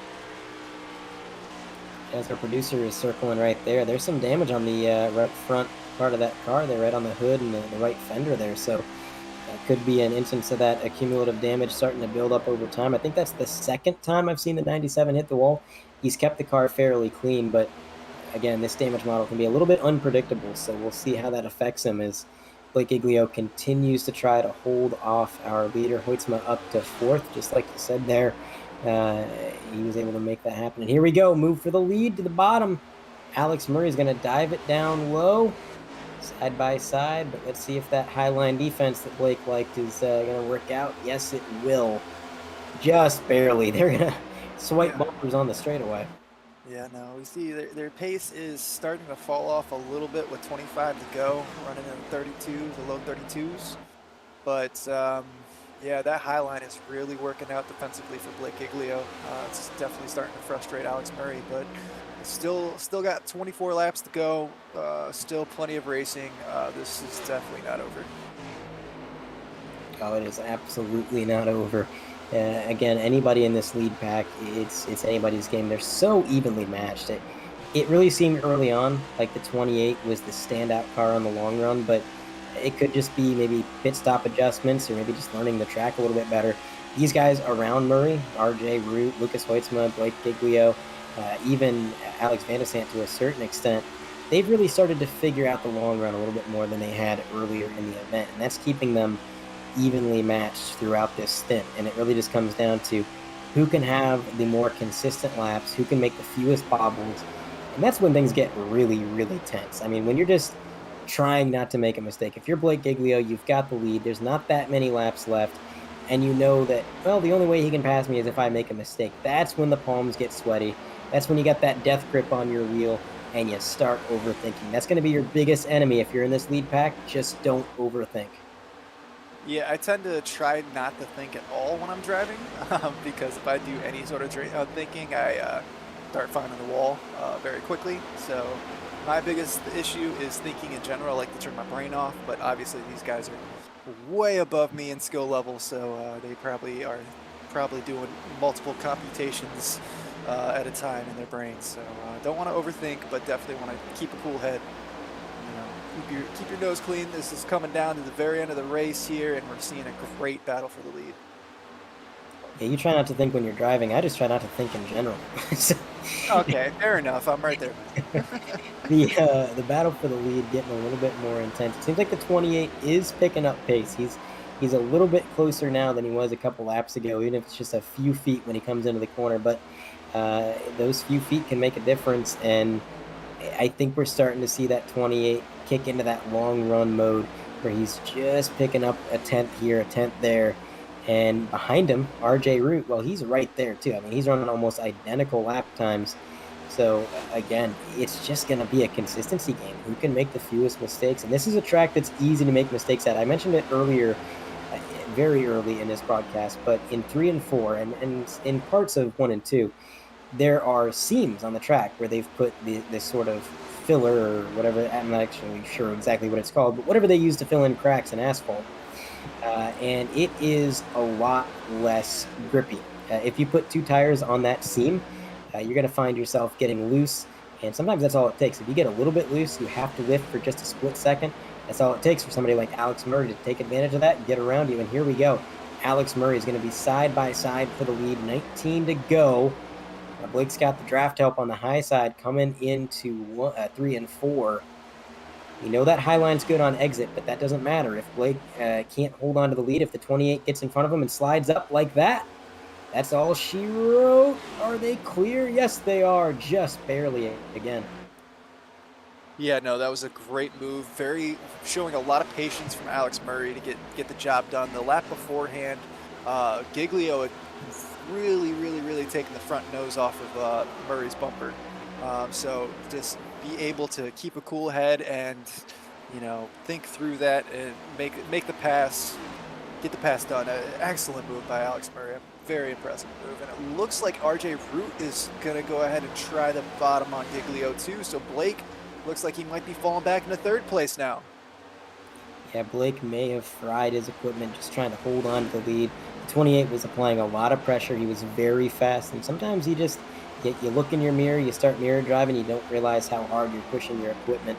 Whoa, we got an incident in the back. Oh, Matt White. Vanderzand.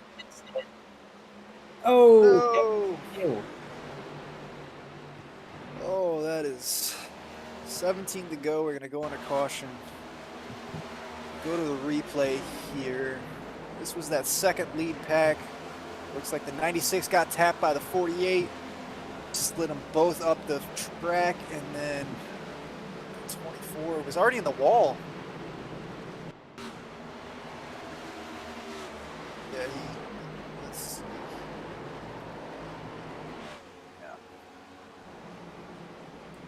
Yeah, I'm not sure I understand that was necessary. That seemed a little aggressive, but We got a replay of that from the 24's point of view. on board with Kevin Steele now. You're going to see him let off the throttle and kind of lock up the brakes here. And that's what I'm talking about. I mentioned it earlier. When you let off the throttle, the car gets tight. And that's exactly what happened. He saw that wreck up ahead. He saw the smoke, and he lifted off the throttle. And it just shot up to the wall. And yeah, the 96 comes down the track into Matt White. Again, I'm not sure I understand that. That was an aggressive block and a ton of damage for the 24, who was just a bystander in that. At that point, it was just a passenger. Didn't really have a choice. Lock it up, like you guys said. Got caught up in that wall, couldn't go anywhere. All right, well, we're going to keep the camera on the action. We'll see if anybody comes down pit road, but looks like, yes, we have everybody down pit road here. Jason Taylor, Anderson, Giglio, Matt Long, the entire... Giglio got it again. Giglio in this pit box. Man. That advantage, and RJ Root taking second place. Alex Murray is going to be third behind Giglio. That's going to make things very interesting. Now, this puts things back, I think, in the hands of Giglio. We know Giglio's better on the short run than Alex Murray. And Alex Murray's got that long run. The thing is, we don't have enough laps for a long run. If that had stayed green, that was absolutely Murray's race to lose. But, man, now things have completely flip-flopped. You know who else is very strong on those short runs? There you go. The 97, Right Matt Long. Back in sixth place. He is not going anywhere. So this might work out in his situation as we see the upside down question mark once again. But yeah, you see that front right end damage there. That's quite a bit. That last tap into the wall was definitely hurt his chances. Well, you call it damage, I call it dynamic brake cooling. Wait, we saw Giglio and Murray both touch the wall earlier. They've been nothing but faster since, so. Yeah, that's true. But Giglio will be the control car here. RJ Root second, and Murray third. Murray actually lost 2 positions on that. And how about a shout out? Look who's in 13th spot, the 11 car. Anderson. Gets Robert, that dog, yeah. gets back in the top 15, not too shabby. Yep, not a bad recovery drive for Robert Anderson there. Hey, doing the dance. Yeah, this is definitely going to come down to the last lap here. This is definitely going to be intense. Well, I'll make a wager with you, Michael. All right, throw it out. I don't think this is the last caution. Well, I'm not going to take that bet. Sorry, I know we're at the casino, but I'm going to pass on that bet. You know what? I'll take that bet. I changed my mind. We're at the casino. What am I doing? We're at the casino.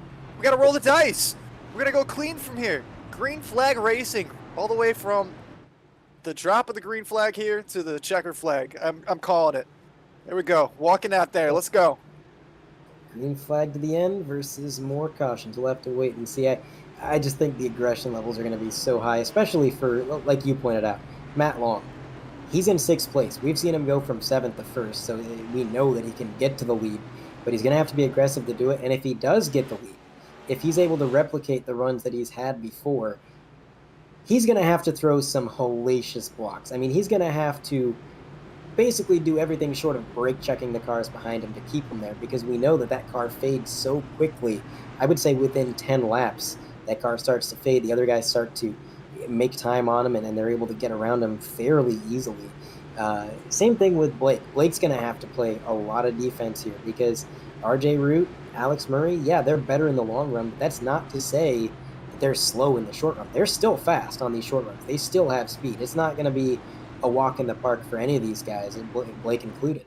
Don't, I don't forget about Delaney and Lucas Hoitzma too. Both of them have had quiet races, and they're both sitting there in the top 5. Yeah, Delaney back up in fourth, like you said. I almost missed that. I'm not used to seeing him run that paint scheme. He kind of goes under the radar now whenever he runs that scheme. I'm just not used to it. But um, if Delaney could get a surprise win here, that would be incredible. Pace car is gone, and Blake changes up his strategy for the first time in a while. He goes at the last possible second. And guess what? It didn't work because here comes Alex Murray on the bumper, pushing him into the corner. Murray's going to get a run. They're going to be side by side through the corner. A bit of a side draft. 28 gets loose, but he's able to maintain his speed for the lead down the back straightaway. Blake's going to try to side draft, send it down low. He's going to have to get clear here. I don't think he's got the momentum in him to do it. Can he pull it off? Sliding up the track. No, he's got a lift. It's the 28 to the lead. Yeah, that was a great start by the 28. He was not fooled at all. If you remember back early in the race, the 83 is coming up through field as well. But if you remember back to the first couple cautions we had, Alex Murray was the one leading us off, and he kept waiting to the very end of that restart zone. So I think he was very well prepared for that and almost gave him an advantage. As we see RJ Root coming into the lead. Is he going to be able to hold on to this, though? It was a big bobble for the 28 coming out of turn 2. That's how RJ was able to get that run. For the 28 now through the tribal, he's going to have a lot of pace here. That's the fastest lap of the race for RJ Root. Is that correct? That is insane. 10 laps to go. Makes sense, though. Looking at the track temp, it's as low as it's been all night. 87 degrees. This track is dialed in for these guys right now. Yeah, RJ Root has just been sitting there quietly, happy with third place, letting Murray and Giglio battle it out, just staying in touch with them. All of a sudden, he takes advantage of a big mistake by Alex Murray. He's leading us away. He's got the pace. He's got the fastest lap. Man, this is going to be interesting as we see almost 4 wide going through the corner there. These guys are getting real brave. Brave is the word indeed, as RJ continues to extend his lead here. And man, if Root got this win today, it would be very fitting and very along the lines of his MO.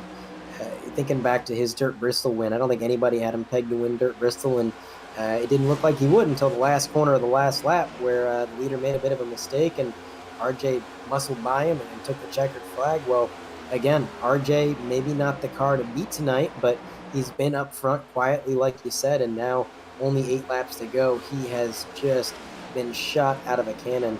Solid lead right now. He doesn't have to play too hard of a defense. It's a good 2 car lengths back to the next guy, Alex Murray, and Blake Giglio behind him. If he can just hit his marks, he may have something. Yeah, we see a solid battle for 5th place. Delaney, Long, and Benefield really duking it out back there.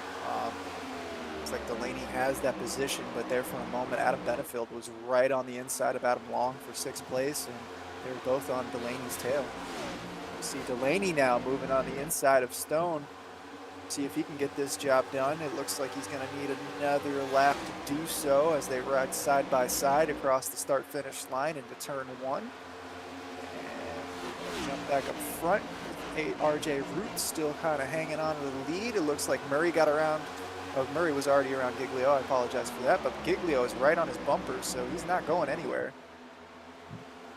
No, he is staying glued to that bumper, and this battle between Cam and Delaney is just allowing So up front, the driveaways, there's a little bit of contact between the two. Smoke flew for a minute there. That's going to cost them even more time. There goes Delaney finally clear into the fourth position. See if he Matt doesn't Stone's have looking the inside there too. Or Matt, I'm sorry, Matt Long on the inside of Stone. Yeah, he seems to be picking up the pace here. Here's some lap time differentials. Looks like Giglio has been the fastest out of our lead three cars for the last 3 laps, but again, it's not necessarily about being faster. It's so difficult to pass here. Even if you are a little bit quicker, you've really got to be able to dive it in deep. And so far up front, the running order has not really changed. RJ Root, Alex Murray, Blake Giglio, John Delaney in fourth now. Cameron Stone dropping back a little bit further as Matt Long has made a move on him.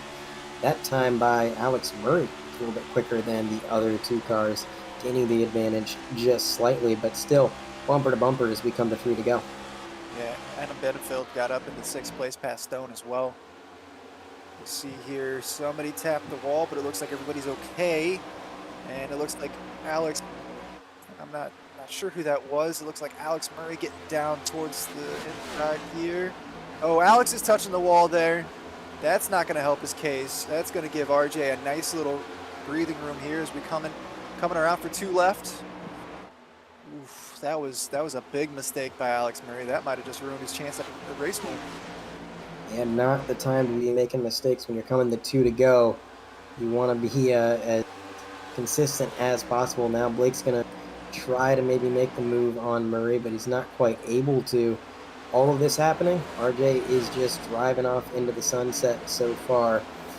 And on the back straightaway now, he's got a lap and a half left in this event. Battle still for second place as Jonathan Delaney has caught these two cars in the midst of all these bobbles and mistakes they've made. Maybe trying to pick up a few more points here, maybe get a few positions if he can, but again, so hard to pass. White flag is in the air. One more time around for our leader, RJ Root, trying to take, I believe, win number 2 on the season. I could be wrong. The 28 in the wall again. Blake Giglio going to get up alongside him to take advantage of that mistake. Jonathan Delaney in tow. Follows into the wall and there's contact. Alex Murray, Blake Giglio, John Delaney for second place. A save! What a save by both those drivers, and RJ Root is going to take the checkered flag. And they just throw it all over the place there.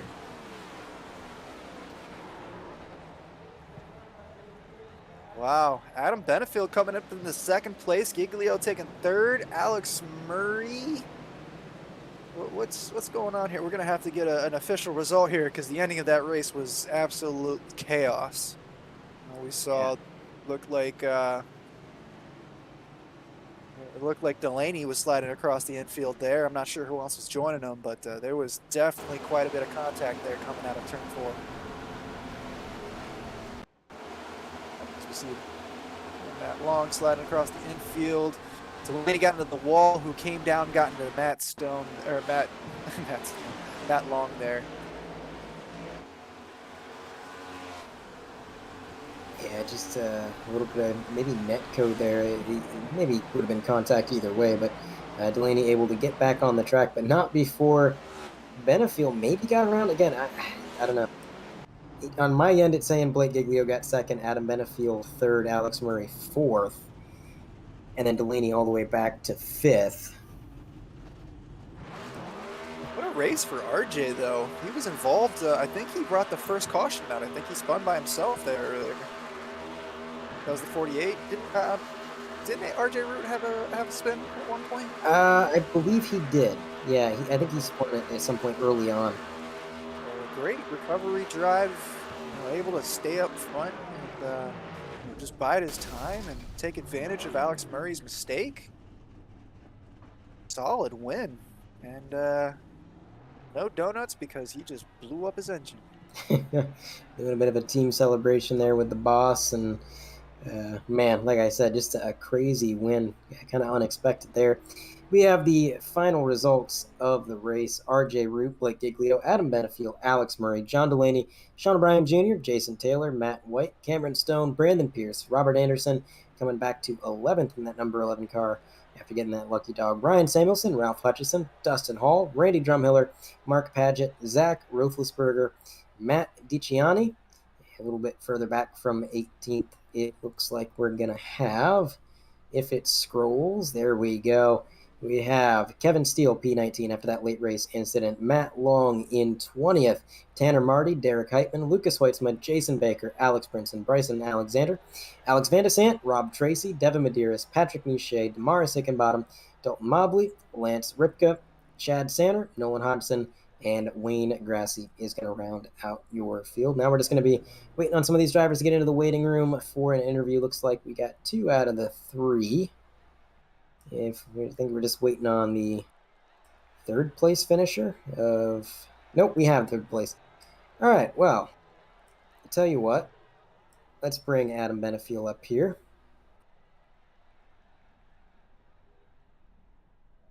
Mr. Benefiel, you got a copy? Yes, sir. Well, Adam, we mentioned on the broadcast you had a weird race. You know, we would look at you and you'd be back in 16th or 17th, and then we check back on you, you'd be back up to 5th, and just kind of yo-yoing all across the field. But you brought it home on the podium. Really strong finish here. How do you feel? Oh, this is good. I mean, we had a long run car, for without a doubt. I mean, I think it was Delaney and then me. I mean, we had Blake, Murray, and Root. I mean, we had them covered 3 to 4 tenths a lap once we got past lap 25. I mean, we were absolutely just flying. Me, Dustin, and Delaney was on. I don't know what he was on, a different team, but it was just like us 3 were always right there. And after about 25 laps, man, those 3 cars came to life, and it was unreal how fast we were. But yeah, so we struggled short run. I mean, we built it to be long run, and it I don't know what Van de Sant was thinking. There was a really late dive into turn 1, and then it ended up costing him. Don't know the thought process there, but whatever. I mean, I'm ecstatic. A 2nd, and then a 3rd, starting off this first round. Like I told you last week, I really feel like Team Conti and Ace Moneymaker is the 2 teams I really feel like we're peaking at the right time, and it's showing it. It really is with how we're running, but I don't know what the hell happened on that last lap. Chaos, I mean, pure chaos. Yeah, I was content with 6th, and I knew Delaney was going to do something because of the chirping going on. I don't know. Some of these guys need to get ego checks done to them, or have it done, or whatever. They need to figure that out. But I knew Delaney was going. He was going to be wide open, and the hell with it. So I just sat back and let Delaney do Delaney things in a good way, and the seas parted, and we come away 3rd. I mean, I hate it for Delaney. I mean, we worked really well together. Trying to draft and get caught up and everything. I thought he had it. it was crazy as hell, and we got 3rd. So hey, we'll take it. wild finish indeed, and I think next week's probably going to be just as chaotic, if not more. I believe we're going to Bristol next week. How you feeling about some short track racing? I feel good, man. Last year we absolutely dominated that race. I think we lapped all the way up to 3rd. Like we were extremely fast that race, and I really feel like we'll have another really good piece there next week. So kind of excited for that. I think some of these guys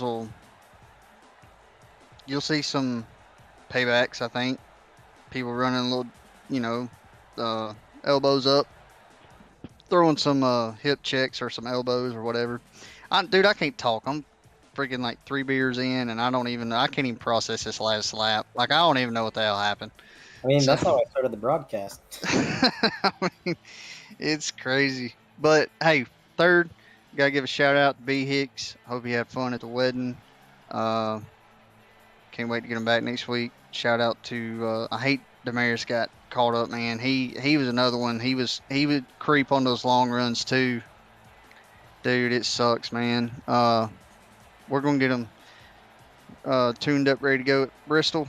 But Dustin Hall, I'm gonna tell you right now, this was an EPI base, and Dustin threw it together literally when qualifying ended at 6 o'clock. So it was the last minute deal that worked out.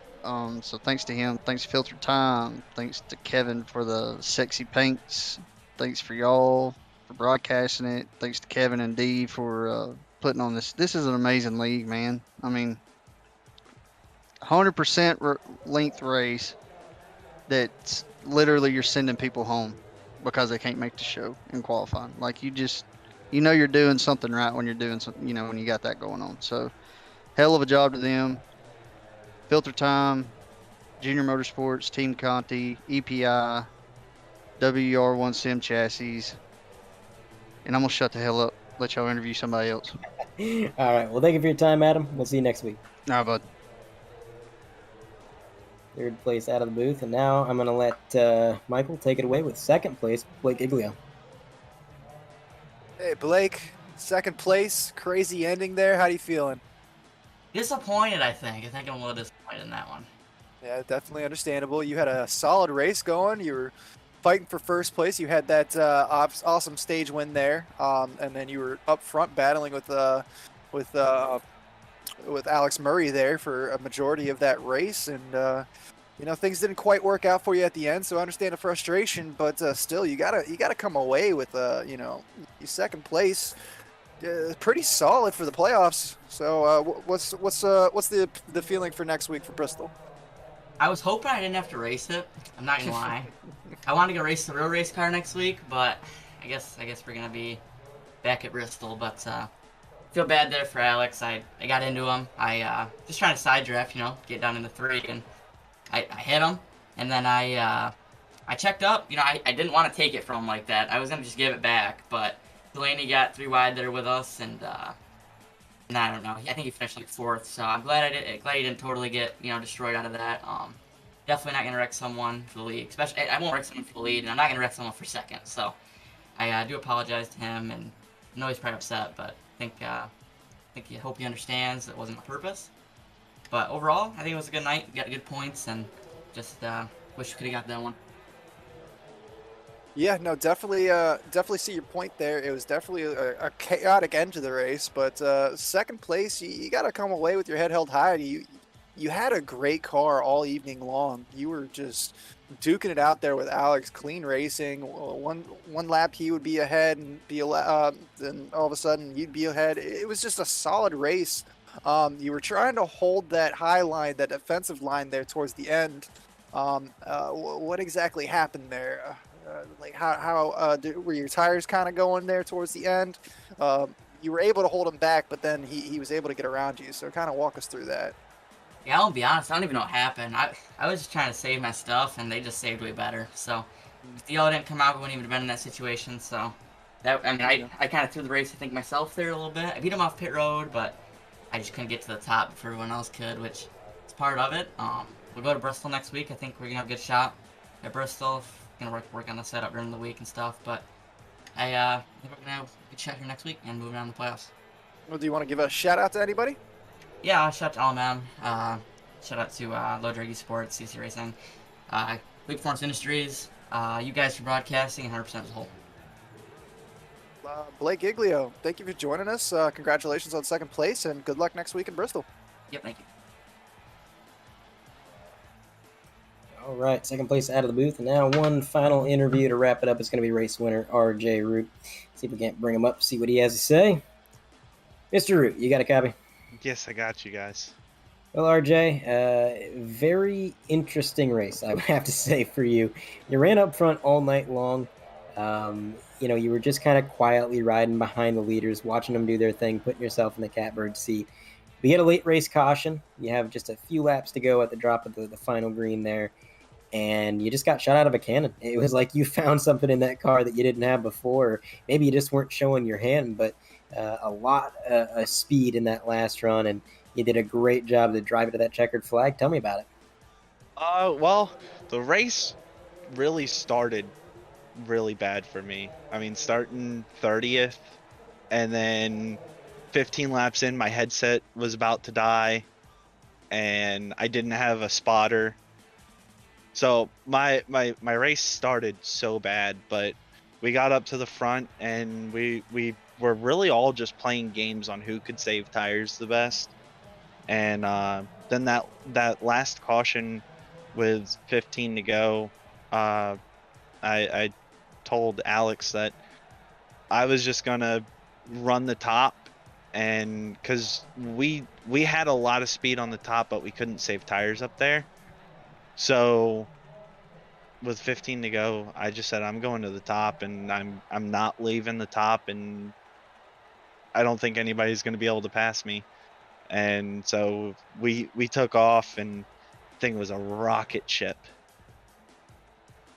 Yeah, you definitely had a clean race there. You were able to, kind of let Murray and Giglio kind of battle it out there, and you were just sitting there waiting for them to make a mistake. You definitely took advantage of it.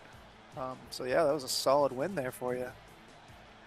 Now, I got to ask, with this win locking you into the round of 12, Bristol being a bit of a wild card race, a very unpredictable race, you can go into that race with a clear mind. You don't got to worry about what happens.